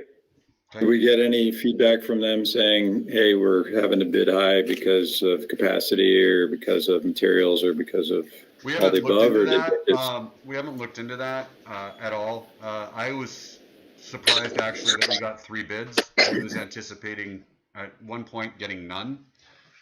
It may just be that they've got so much work that if we're willing to pay on the Talakai bid $136,726 for a picnic shelter, they're willing to come out and build it for us. But otherwise, they're not going to do it. You know, it may. Which one of these was the original that built the trust land? Tom can better comment on that. That was Leroy Boren. And I actually ran into him 2 months ago, and he said he's booked out over 2 years and wasn't interested at all. I actually got a call yesterday. I was traveling yesterday, but I got a call from the middle bidder wanting to know results and stuff. And he told me at the time that just the lumber package alone was over $10,000, not including metal. And, the pricing has just gone through the roof. So just kind of, par for the course where all the builders are at right now. Yeah, no, the pricing has literally gone through the roof on this one. So unless the board objects, I'm going to say we table this and we'll just not do this project at this point in time. Just a quick comment. The money is in the budget. Is it something that we can slide that money forward to maybe this time next year and go out for bid again and just, kind of see where we're at in a year? Well, I think maybe what we do is since we're already looking at a shortfall in our budget next year, maybe we just look at this money as kind of making up part of that gap and leave it there and see. And if at the end of the year we're there, we can try running a bid again. It doesn't cost us that much. We've already got the documents ready to go, so we can just throw it out there and just see if it comes in lower. I don't imagine it's going to drop by $35,000 in a year, but it could happen.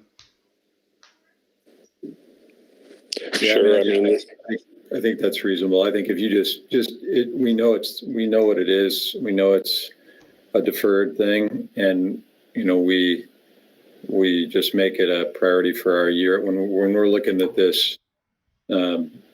Essentially a year from now, or a month ago, a year from now.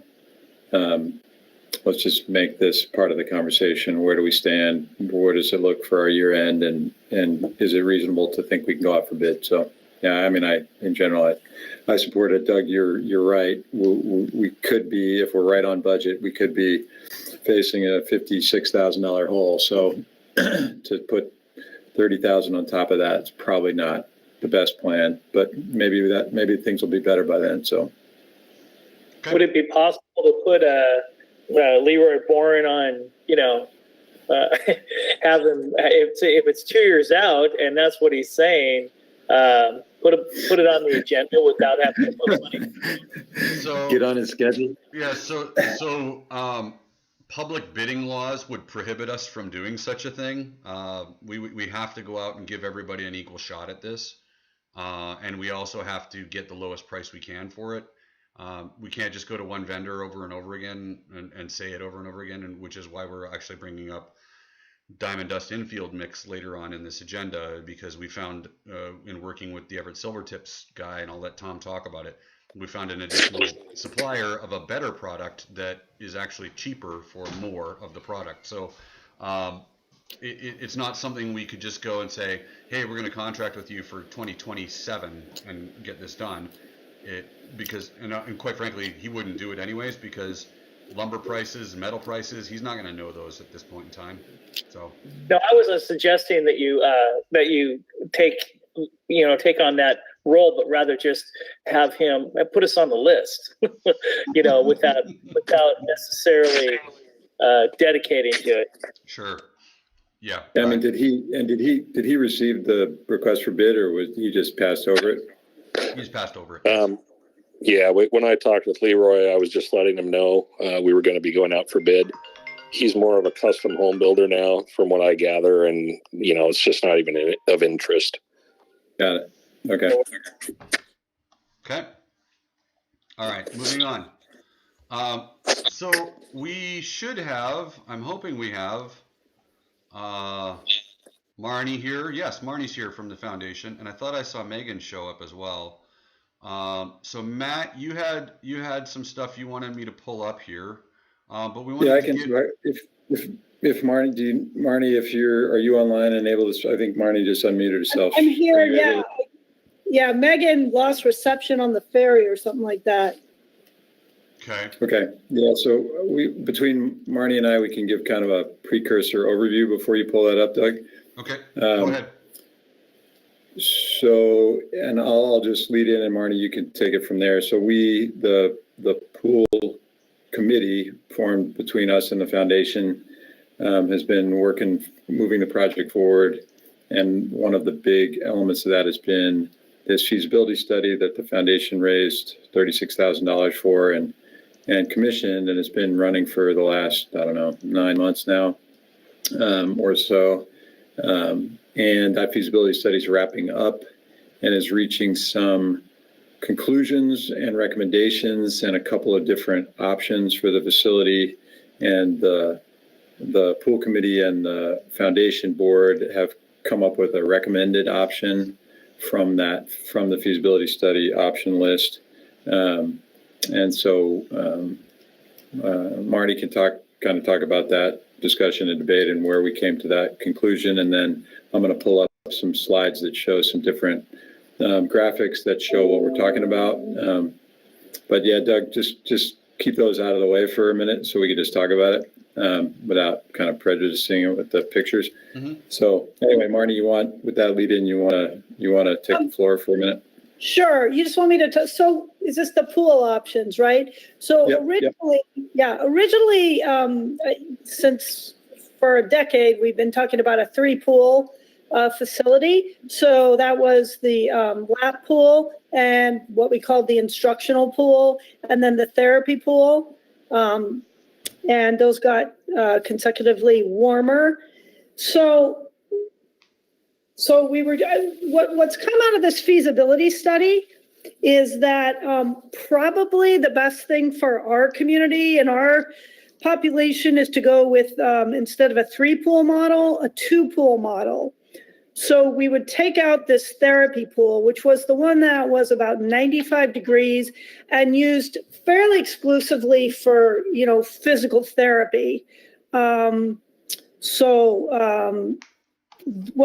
we found out is that Megan interviewed all 5 PT business owners on the South End, and none of them was interested in using a therapy pool or renting the space, like if we had PT offices in the facility, which was also in our original plan. Not one of those 5 was interested, and actually one of them thought that it would be like an affront to the current PT businesses to try to open up a separate PT business, like a 7th PT business. But that's just an aside. And the hospital, of course, is not interested in partnering. We have tried to approach them many times. So what we were left with was that we could use the instructional pool, which would be like, it's probably fairly similar to what's at the Island Athletic Club. It's about 4 feet in depth. It's about maybe 88 degrees. And it can be used for aquatics classes, swim lessons, and it can be used for physical therapy. Because it sounds as if the physical therapists on the island think that would be just fine for their use. Both Megan and Matt spoke with a physical therapist down in San Diego, who's kind of like us, an expert in aquatics physical therapy. And she goes around giving medical education classes just on aquatics physical therapy. And it turns out that in her business, she uses a community pool, like a lap pool for all of her work. And she said she would be thrilled to have a pool that was 88 degrees.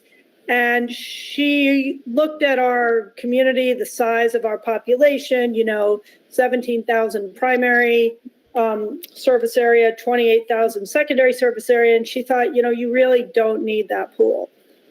Also, Darren, who is the consultant that's kind of heading the feasibility study, also feels that we don't need it for our community.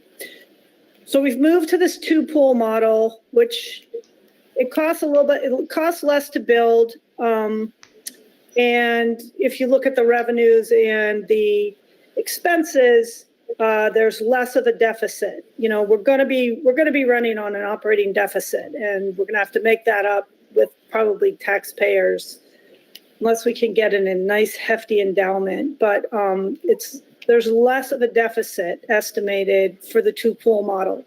So that's kind of why we ended up. And our foundation talked about this a week ago, and we voted that this was a plan that we are recommending, the foundation board and the pool committee, which is about 12 people that have been working on this project. Cool. Okay. So now in light of that, you can see, I'll pull up these slides, Doug. You can see kind of what Marnie was talking through in a couple different graphics of what the facility looked like in the 3-pool model. And so if you start with the first slide, so can you go to presentation mode so we can see it full screen? That's what I'm doing. So here's what the 3-pool model looks like. You can see the lap pool on the right, this instructional pool in the upper section, and then this is the therapy pool, the 3rd pool in the original model. Now, if you go to the second slide, what you see is a slightly different second pool. And Marnie and I, after this conversation, went to one of the consultants involved with the feasibility study and talked about, if this second pool had to accommodate therapy uses, it would probably need to get bigger. And then what sorts of feedback did they have for us on this kind of secondary pool? And what they showed us was something like this, which is where there's some lap lanes like you see for learning to swim and for, they call it vertical exercise, standing up and exercising in water, and also therapy, walking in water, that kind of therapy. And then most typically these things also have what they call a 0 depth entry area. And this is, Carrie had provided some feedback on this early in the design process. Like, how do you get people with very limited mobility, toddlers, parents with tots, that kind of thing, into the water and get through like basic water safety instruction? And so that's what this upper area is. And then most of these things have some kind of feature they call a current channel, which is that oblong thing. You'll hear them called lazy rivers. If you've been in like the Skagit YMCA has one of these, Mount Lake Terrace pool has one of these, Port Angeles new pool has one of these, very similar. And the current is flowing around this thing, and you can either float around it, you can walk against it, you can do, exercise activities, therapy activities, that kind of thing. So in a 2-pool model, what one of the guy who does the architectural aquatic engineering is showing us pools that look like this. So it would be a second pool, but it would have multiple uses and appeal to multiple, segments of the population, people there for fitness, people there for learning to swim, people there for therapy, and across the age demographic, from the littlest kids to the, oldest citizens we have in the district. So then if you look, one other, as we talked about, go to the next slide. So one other possibility, as Marnie said, the hospital, we've had probably 5, 6, 7-ish meetings with the hospital between various groups, between Doug and me, Marnie, and others kind of coming and going, and with 2 different hospital administrations. And they are hot and cold, and right now they're cold. We've had them tell us, yeah, this looks really good, it's really interesting, and then they've gone off the grid for months at a time and not responded to communications. So one thing that might happen is we go along and the project's spinning along and we're moving forward, and then the hospital sees that it's real and they come back and say, hey, we are super interested. So one idea in the option list is that we then bolt on an external version of that clinic with that third pool as a dedicated element that we get capital funding support from the hospital for it. So, this just is a way that we maintain that flexibility by saying, okay, if that were to happen, let's just include it in the envelope of the design so that we don't design our way out of it, so that it's not impossible to do, that it's possible to do. So anyway, so these, this is kind of the range of things that, as Marnie indicated, is included in the feasibility study. The feasibility study has this preferred option, which is the two-pool option, but it also has the numbers. They've run the numbers, as Marnie said, for the maintenance and operations for the option with the three pools as well. So we have those numbers, and if things change along the way, if the hospital comes back to the table, whatever, we don't have to reperform the study. We don't have to recalculate anything. We have all those numbers. We have the flexibility to accommodate, whatever path we take.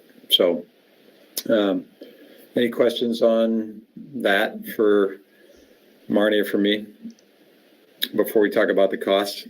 Oh, sorry. One other thing. This is something that's come along as well that we had not considered, but that came up in discussions with a couple of folks involved in the design. Do you see this slide? Yes. So this is showing, so the facilities design as it's been going along has always had above those staff offices that have Doug and Carrie and Tom and the maintenance director for the pool and everybody else on the ground floor. Sitting on top of that is a dry land fitness area and a place to do classes, yoga, that kind of thing. Open area with some fitness equipment on that left-hand end. Well, one of the things that came up as a possibility that's become really intriguing is the idea of an elevated walking track around the other end of the facility. This picture is one, Doug and I went and visited the Skagit YMCA, new Skagit YMCA, and they have this kind of a elevated track, and it's a relatively inexpensive addition, and it gives you, in this case, it works out to about 440 feet of walking track on the perimeter above the level of the main deck of the building. And as a piece of feedback in the survey, this is one area where we would, get two community needs with one stone kind of thing, because of the 6 months of the year where it's dark outside when most people are trying to walk, and they could come to a place like this and have a spouse or significant other or kid or parent in the aquatic part of the building, and they could go up and use the, dry land facilities and go for a 35-minute walk in a brightly lit place that's safe, that's dry, that's warm, climate controlled, and they're also still participating in the activities of whoever they came with or friends that they meet there, a way to bring the community together. So that's another evolution of the layout, is this idea of something to provide that benefit for the community at a relatively low cost. So that's now. Any questions on that? Yeah, can we go back to the pool? Yes. So what are the depths? So the lap pool is a depth of 5 feet. Yes, you can see there. Yeah, you can see there at the bottom. It's like I think it's on there. It's deeper at one end to accommodate the diving blocks for competition. Shallower at the other end. I think the average, and it's not designed yet, obviously, but the average is something like 4-ish feet on the shallow end and 6 or 7 feet on the deeper end. One idea that the consultant has talked about is the idea of it being deep enough to accommodate a springboard on one end, and that's just a recent conversation. Marnie and I went up and visited the Oak Harbor pool and talked to their new director and their maintenance director, and they're in the process of ripping out their springboards because they're a maintenance problem and because they get in the way. So I would just anticipate it's going to be something in the 4-ish feet on the far end, and at the bottom end, something in the range of, 6 or 7 feet, something like that. So just a couple of considerations with that, and I can understand how diving boards are problematic. But yeah, certainly diving blocks for competition. To lifeguard certification. I believe that they need to be able to perform some rescues at some sort of depth. I don't know what that is, but I think if we're going to have a pool, we should be able to train our lifeguards in that pool. That's and a great point. Exceptionally great point. Let me look at the certifications. I do know there is some deep water stuff you have to do. I don't know if there's a minimum depth you have to do it in, but we would definitely want to be able to train our own lifeguards. We wouldn't want to have to go outside for that. And also finding kayak rescue. And Krista, to that point, if you look at our survey results that we did, that lifeguard training ranked pretty high in the survey. So yeah, it's a great point. So thank you. Is it possible that the running track portion of it I really like? I think that's a fabulous idea. I visualize also adults that have their kids in swim lessons, competitions, having a place where they can go, as well and still remain on site in bad weather. I think that's a really nice idea. Is it possible that the 2-pool versus the therapy pool addition, you said there would be a relative amount of savings there? How does that factor in with the track idea? In other words, could it be close to a wash, or are we still putting more money out for the track option? Yeah, it's a good question. The track, from one of the building companies we talked to, the addition of the track added something between $50,000 and $100,000. So a relatively small number in the grand scheme of the construction cost. So if you look at the square footage we potentially recover if we shrink the building a little bit around the 3 pools, it would be a wash. You could very easily recover that in just reduced square footage of the overall building. And Eric, we don't think that we should take the 3rd pool out because of the cost. It's basically, it seems like it's not necessary. It just doesn't serve, like we can do the same things without it. So it doesn't seem to add anything. Yeah, that was great that you mentioned the person in California that obviously said they would use that same pool for therapy anyway. To me, that seems like a really good plan. In my mind, the 2-pool is easier to sell than having 3 if you word that correctly and let people know that the stakeholders know that therapy can still be done in that 2nd pool. Yeah, we talked about calling it an instructional and therapy pool, or we could just call it a therapy pool. I mean, make sure people know that it can be done in there. Yeah. No, I think the more the better, because you capture people every time you do that. Instruction. If you're a parent with young kids, that's what you want. If you're an older person who's having joint issues and you want that therapy, hey, okay, that's fantastic. Yeah. And the current channel is not necessarily, I mean, we haven't really, it'd be great, but it's not necessarily something we have to have. But it sounds like it's nice for exercising and therapy and fun. Yeah, and these are things that, I mean, as we move forward, these are things that, like I said, there are local examples that are working that are easy and inexpensive to go visit. The drop-in fee at Skagit-Wise, $10. The drop-in fee at Malik Terrace, public pool is like $8.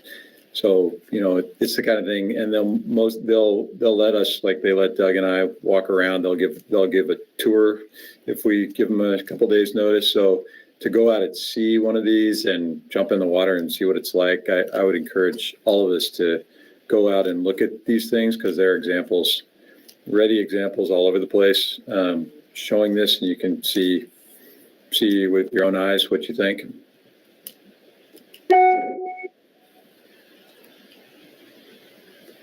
Okay, then the last thing I want to touch on is one bridge we're getting to is these next 3 to 9 months are going to be important in the fundraising effort for the pool. As we've talked about, there are some things that we've already done. As I indicated, the foundation's raised some of the initial money for some of these steps we've taken with the site infrastructure. We, as the Park District, have expended money on things like the small water system management plan and the water study, water quality study. So we've been spending, you know, relatively small, given the overall project cost, amounts of money to move this forward. As we're getting further down the line, the next kind of major expenses, like building the septic, like doing the design work and the structural engineering work for the facility, are going to cost significantly more money. And so this fund and the window for fundraising is right now. You know, as we talked about, we have gone out to and met with and hosted at the site our representatives, Senator Mazzal, Representative Gilday, Representative Paul. We've made a presentation to the county commissioners. We are looking at the grant cycle that we've got to be at the table for in March in Olympia for LWCF and maybe other ones like youth athletic facilities. We are talking about the Commerce Department community development block grants that are July of next year, and we already talked about in the budget the idea of a publicly voted bond as early as August. All of these things, one element that we need to kind of get our arms around is, what is this thing going to actually cost to build for those conversations? You don't need to know it for 100% sure, but when Senator Mazzal says how much is it going to cost to build, you need to have some kind of an answer, right?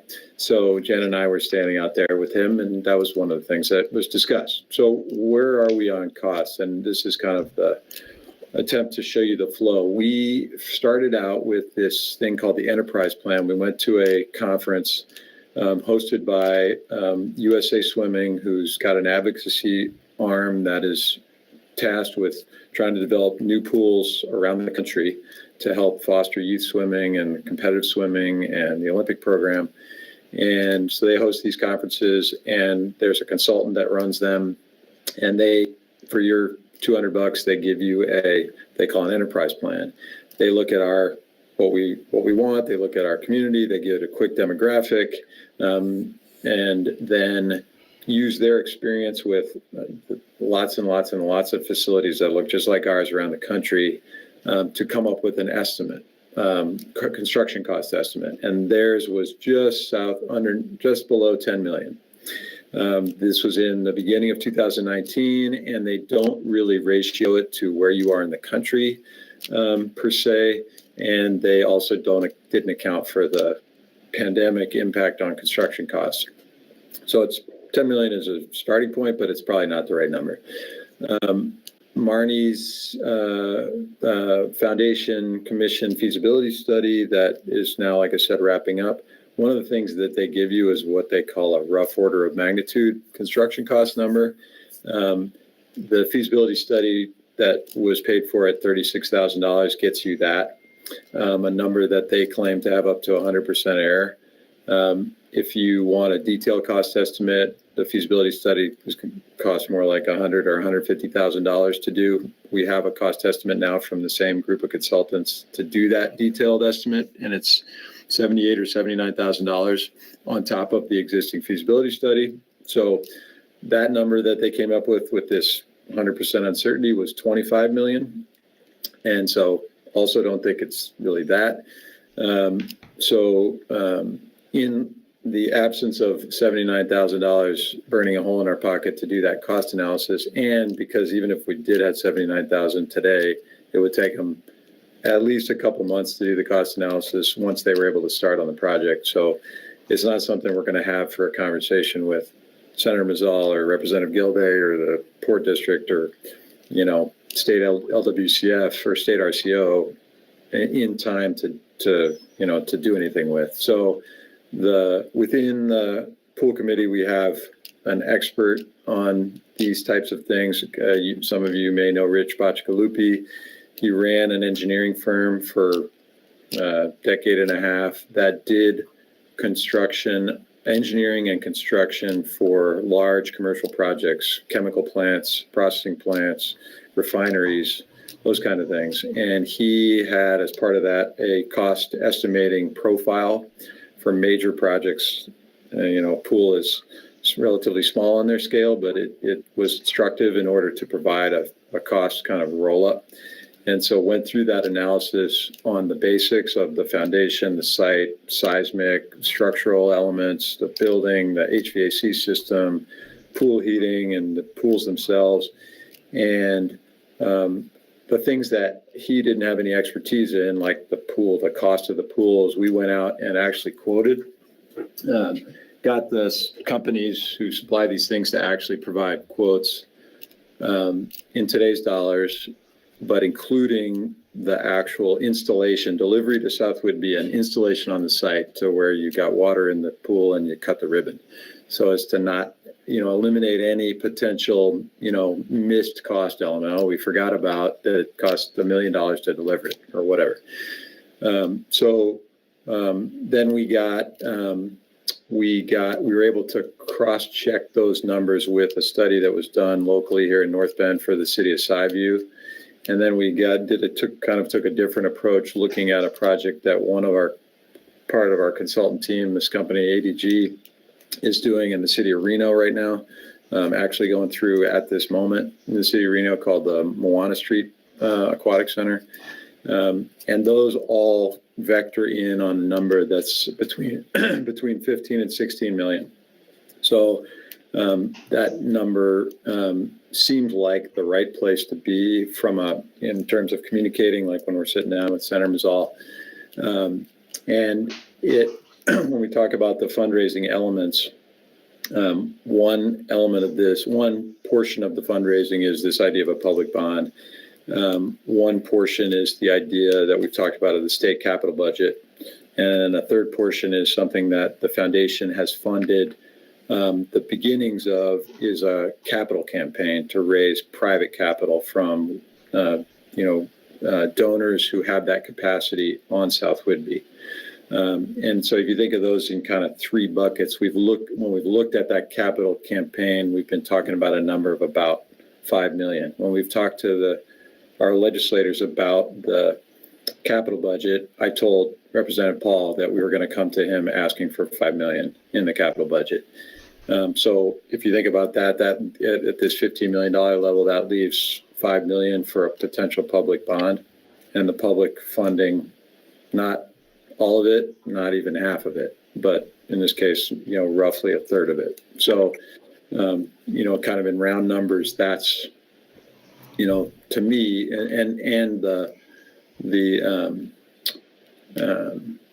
anyway, to me, that, represents something that I think is possible in the local community. When we went out for the bond in 2009, it was for 15 million and the public funding 100%.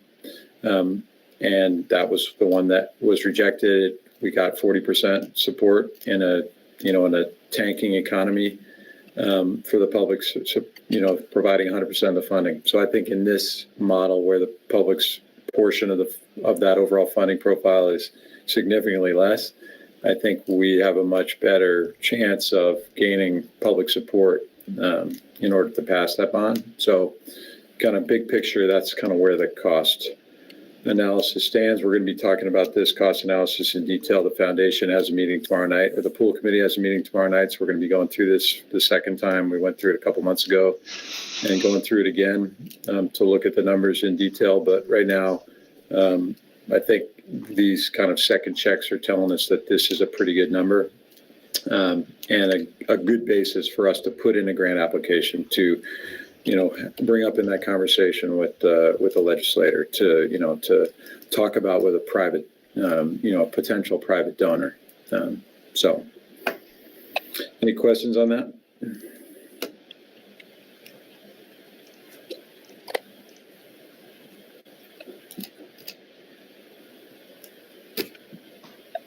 Okay. The amount of work is commendable, that's for sure, and this plan looks, it is going forward. Really great work is being done, so thank you. You're welcome. Yeah, there's a lot of hard work going on behalf of a lot of people in the foundation, on the pool committee, and within the staff here. And it's good. I'll just make one more comment before we move on. There's one other pool project going on right now, active project going on in the region, and that's a large-scale aquatic facility in Bellevue being run by the city of Bellevue in partnership with their local 501c3 foundation called Splash Forward. That's set up. And that project has been going on for decades. It is gathering momentum. It just got a $100,000 donation from Amazon, who's trying to be a good corporate citizen, it appears, in Bellevue to move the project forward. And the city of Bellevue last night at the city council meeting, or maybe it was the night before, the days are running together. But anyway, in the last 2 days, I listened to that meeting. Theirs didn't end until 10:30 at night. So we're on course for a better evening than they did. But they approved that project to move forward, the city council, and their project, it's a 50-meter pool. It's actually in their building. They've got 6 pools, so we think 3 is a lot. They've got 2 teaching pools, a therapy pool, play pool, and the 50-meter competition pool, and a separate deep water diving pool. 125 million cost estimate, and they approved the recommendation to put it at a site called Airway Park out on I-90 at the bottom right corner of Bellevue. So that project is moving forward, and I think we are staying in contact with those guys, trying to learn what we can from them, try to benefit where we can from the work that they're doing. Anyway, you'll hear that kind of in the local dialogue and discourse as that thing moves forward. But that's the other active project. It's us and this major project in Bellevue right now in the Northwest.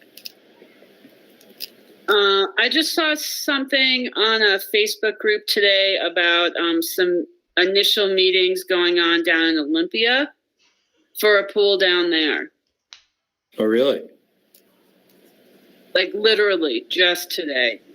And I think it was, the Western Washington Open Water Swimmer channel. And basically somebody saying, hey, you want to go to a meeting with me? There's this meeting going on. Okay. No, that's good input. I'll dig into that. Just as a side note, the Bellevue pool is getting funding from King County, or it looks like they'll get money from King County. King County has a program this year to fund public aquatic centers, and they'll give up to $5 million to any aquatic center project that meets their threshold in King County. So there should be more projects that are being conceptualized and created, because King County will give you $5 million for your project, no strings attached. So if we were to imagine if Island County was that, had that kind of resource. Time to pwn up, Island County. I know. Well, thank you, Matt. Thank you, Marnie. Appreciate you guys speaking on that. That was great. Any further questions for Matt or Marnie before we move on? Appreciate the work. Let's talk Diamond Dust.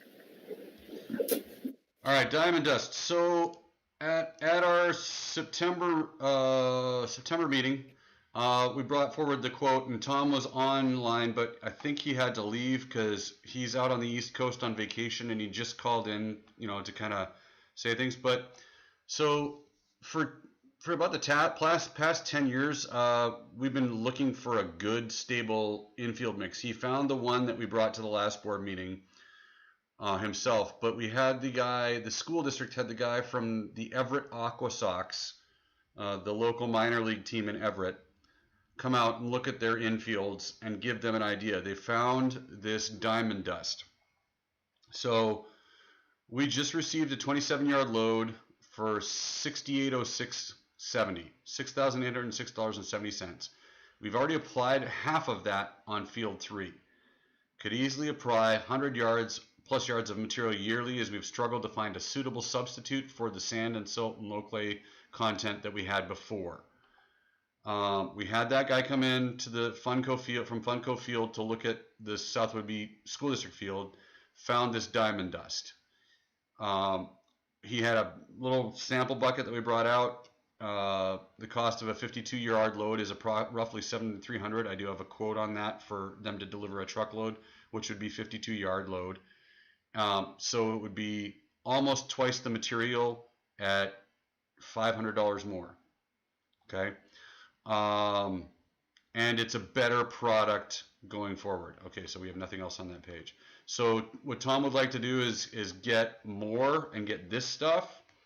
And the quote I have here, and $129 per yard for 52 yards. It'll be $6,708 delivered to the site plus plus taxes.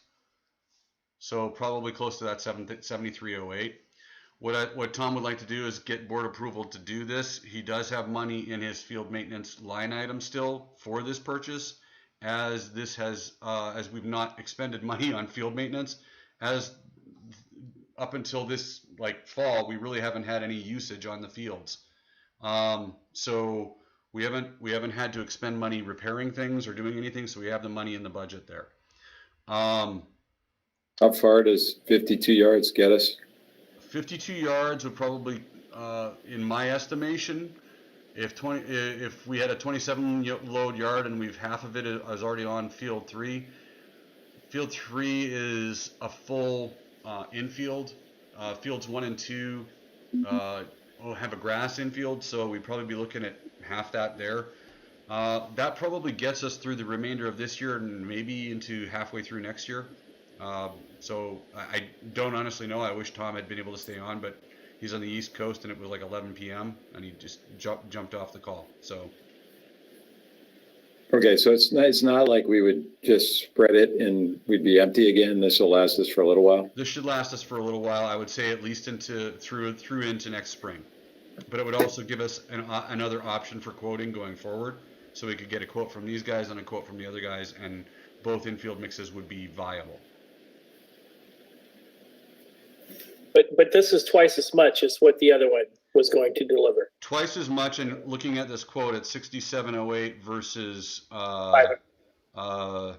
6806 for 27 yards, it's 6708 for almost twice the material. Okay.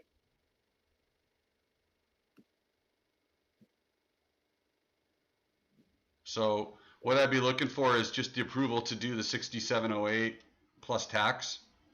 And get that done and get that delivered here. And then that would be probably it for the year on field maintenance.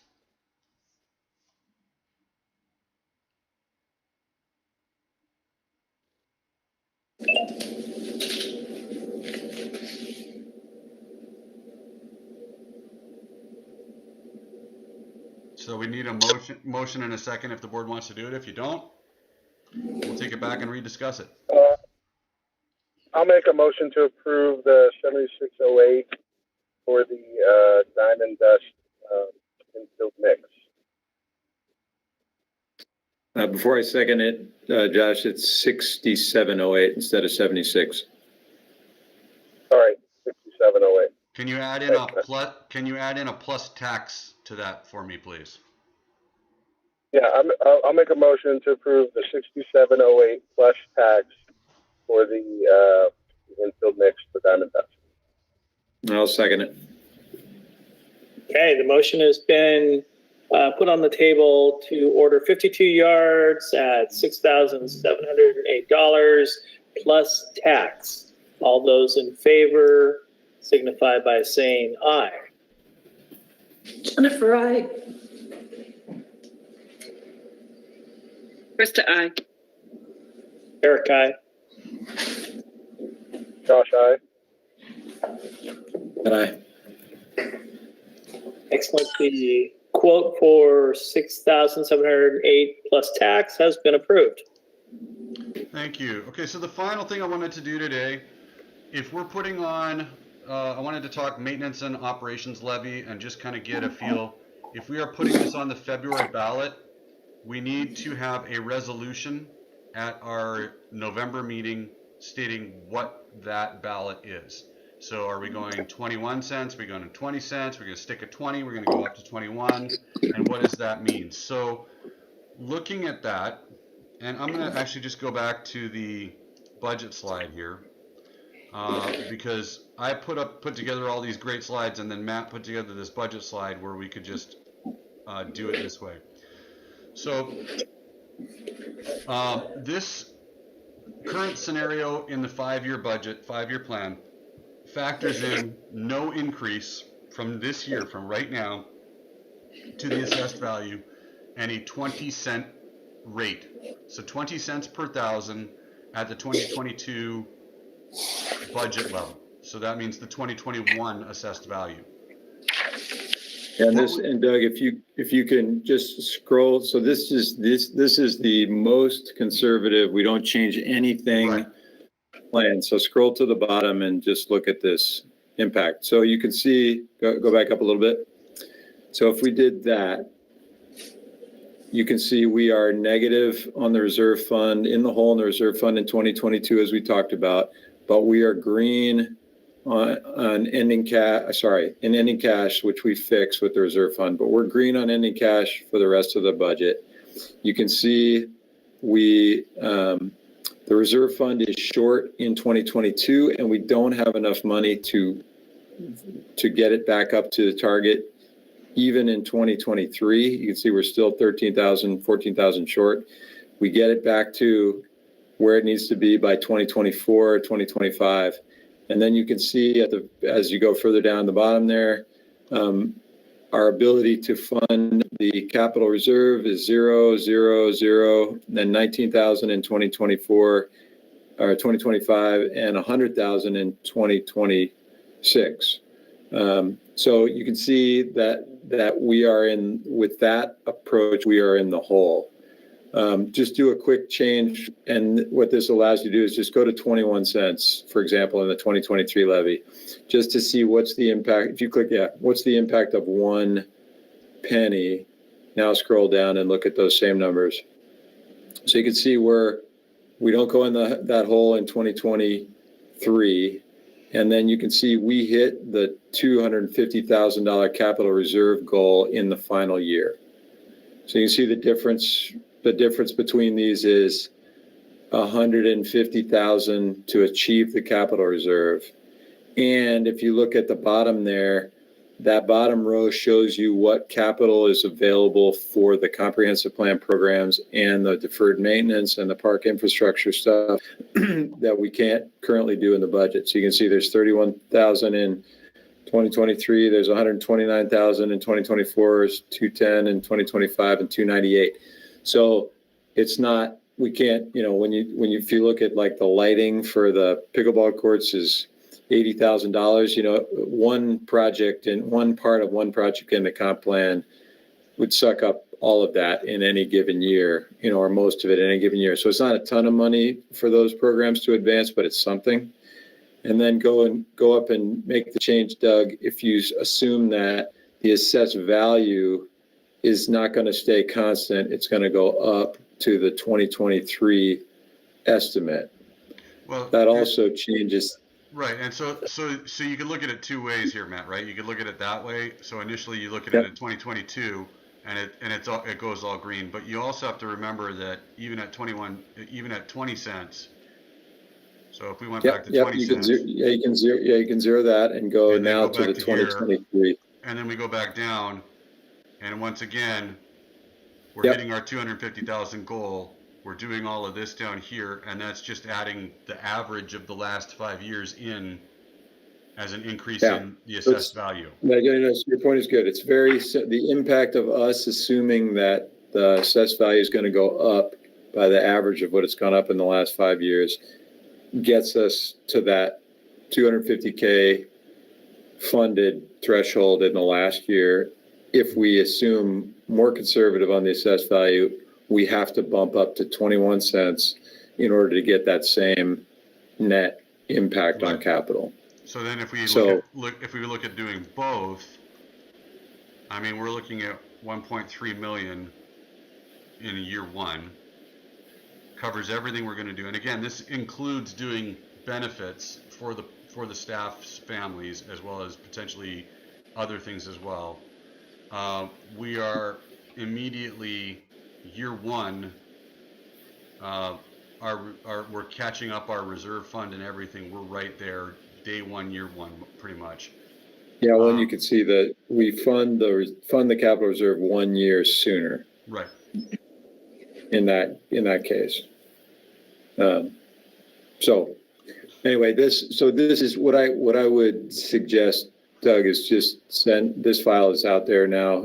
People have got it. You can play around with those two factors. You can change the levy from 21 to 23 to 25 to 31 to whatever you want and just see what that impact does across those the fundamental principles and that very bottom line that says here's what here's what would be available for those comp plan programs and those deferred maintenance and infrastructure things. So the question we really have to, there's two parts of our question going into the levy that we need to answer at our next board meeting. And these have to be available in the resolution. We have to talk about, first of all, the rate. Is it 20? Is it 21? Is it 22? Is it 27? Whatever that number is, how many cents per thousand? And then we have to talk term. Are we going 2 years, 4 years, 6 years? Our max is 6 years. I would recommend that we not go less than 4 years. I would actually recommend we go 4. I would recommend personally that we go 20 cents because I believe, quite frankly, I believe that this 2023 estimate is closer to what we're going to get than the 2022. Because when you look at, so when you look at this, the backup to this, what actually feeds this. Yeah, it's your spread. Your worksheets are out there at the far right. Yeah. So if you look at what actually feeds this, the taxable assessed value is right here. This is what happens every year. So in 2016, this is the number that we got for our 2017 budget. This is the number right now we just got in 2021 for our 2022 budget. So each year, this has gone up by this amount. So this right here, this number is the difference between this and this. So that's the increase we got in 2017 for 2018's budget. Average increase is this, but our latest increase was this. So looking at that and knowing the real estate market that we're currently in, and that assessed values in my experience tend to lag behind the actual market value for a property, I anticipate our number to go up significantly. I think that might be a conservative estimate, but I want to err on the side of being conservative. If the board chooses, what I can do is bring forward 2 options for the resolution next month, but I need to write it up ahead of time. So I need to put together either a 21, 20, 22 cent levy for X number of years, 4, 6. I would not recommend 2. So that's kind of the discussion point, is what do we want to do rate wise, 2021, and what do we want to do term wise, 4 years, 6 years? Well, and from a term standpoint, so there's at the short end, you want to avoid voter fatigue, right? You don't want people to feel like they're having to come back and vote more frequently than they expect. Our historical levy duration's been 4. The downside to the longer levy durations is that you don't reset the net assessed value.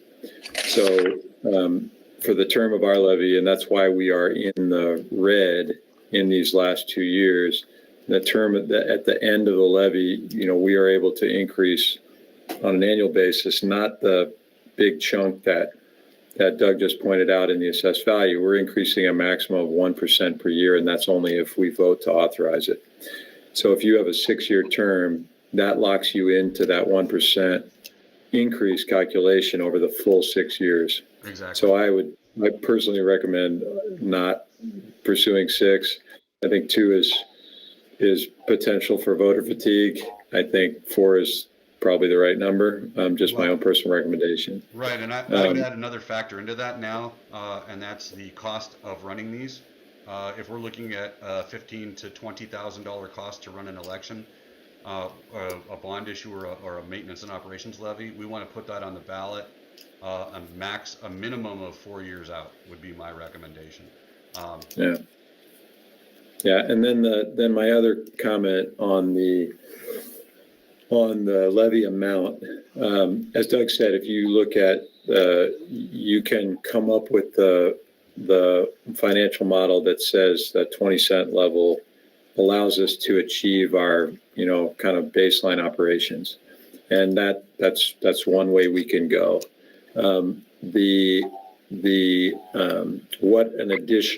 What additional revenue, if you look at that, and Doug, you got 21 cents. So what the other math shows is the blue line is somebody's current assessed or current tax level, $90. And you can see if you go to 21 cents and that's a $450,000 house, you can see they pay an additional $4.50. You can see the impact of that change on the taxpayer based on the assessed value of their home. And change that number. So what 21 cent or a 22 cent or a 25 cent or a 27 cent does is gives us additional resources to accomplish the objectives that we are not accomplishing. So if you look back 6 years to the beginning of the last comp plan, we had a number of infrastructure maintenance items that we're working on in the park, and we have a number of deferred items that we said we would get to eventually when we had the resources. We don't have the bandwidth to get to any of those, and they'll be deferred projects forever. The comprehensive plan programs, if you look at those programs, we put them in a 6-year plan with the state. We file it with the state. We have to refer to it when we do grant applications. How are we doing on those things? Are we making progress? And we don't make progress. And most of the reason, one big reason we haven't made progress is we just don't have any financial resources. When we want to do the aquatic center and fund a septic study for $28,000, we don't have $28,000. So we can't do it. We want to do pickleball. We don't have the money to put in a pickleball court. Because we are operating at that baseline existing infrastructure level, if you add that 1 penny, 2 pennies, 3 pennies, you will see at the net calculation that now we add resources. It might not be huge, but it's $100,000 a year in one case, $250,000 a year in another case, where then we have the bandwidth to accomplish some of those programs that we've said we need to do to meet this level of service determination that the state requires us to file for. So again, to me, it's thinking about it philosophically. If we think we want to make more progress on those types of things, the deferred maintenance for infrastructure, the things like the comprehensive plan programs, we need to budget for it. And the way we would budget for it is by adding to that levy amount to increase the financial bandwidth we have. If we say we want to operate at a baseline level and we are going to have to find other ways to fund those kinds of programs, those deferred maintenance and those comprehensive plan programs, then that leads us to kind of staying where we are and hoping for that assessed value increase to get us some bandwidth. So anyway, so to me, that's the philosophical thing we all need to think about. And that to me, that's where the decision's got to come from. When was the last time that the levy rate was increased? The last time we did the levy, we increased to 20 cents. I know. Yeah, when we went.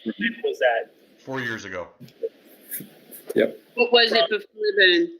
From 19 or from? Off the top of my head, I can't remember. I know it was not huge. I know we were Yeah, at it was 15, it was 15 cents for a long time, and then we moved it up from there. And then I think we moved it up again to 20. I think it was either 18 or 19, Eric. Yeah, I think it was 18 or 19. And this current cycle is a 6-year cycle. We can go, so with our cycle, we can go up to 6 years each time we do it. So we have a choice we can do. I wouldn't recommend going 2, and I would agree with Matt. I don't recommend going 6. I would recommend, I think that in my mind, that 4 is a good amount to do that way. What I kind of need from the board is just your thoughts on this. Do I prep 2 resolutions and say 20, 21 cents at 4 years for both of them? Do I do 3 and do 20, 21, 22? Gives you guys some time to think about it. So 21 cents per thousand of assessed value over a 4-year term, 20 cents per thousand of assessed value over a 4-year term, or 22 cents per thousand of assessed value over a 4-year term. And then you guys can have some time this month to think that over. I can prep those 3 resolutions. We can come back. You can plug those numbers into this spreadsheet, look at it, see what it looks like. You can have a chance maybe to talk to Matt or myself about it and sit down and kind of go through them, run the numbers, and then come back with a fresh kind of set of eyes and not have to make a snap judgment right now as to what you want to do. But if everybody's good with a 4-year term, I can present 3 different options. I can present more than that, but I have to have the resolution prepped for the meeting, and it has to have the rate and the term in there. So is everybody good with a 4-year term? Yes. Yes. Okay. I am. All right. So we'll go with a 4-year term. And then what options do you want to see as rates? I like all 3, 20, 21, 22. I think when you get to 23 cents, I don't know, in my own mind, you're pushing it. So. Yeah, I mean, and you could see, sorry, go ahead, Krista.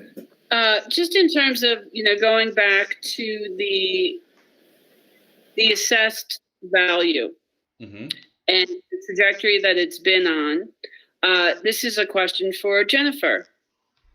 Do you see that continuing for another 5 years, 7 years? No, not for that long. And as I was telling Doug earlier today, with the I hate to make you talk. I don't know if there's a better way of doing this. So the county is divided into 4 different zones. And so this actually works to our benefit because this was our assessment cycle, which means the county assessors were coming around and looking at our properties. So that works in our favor.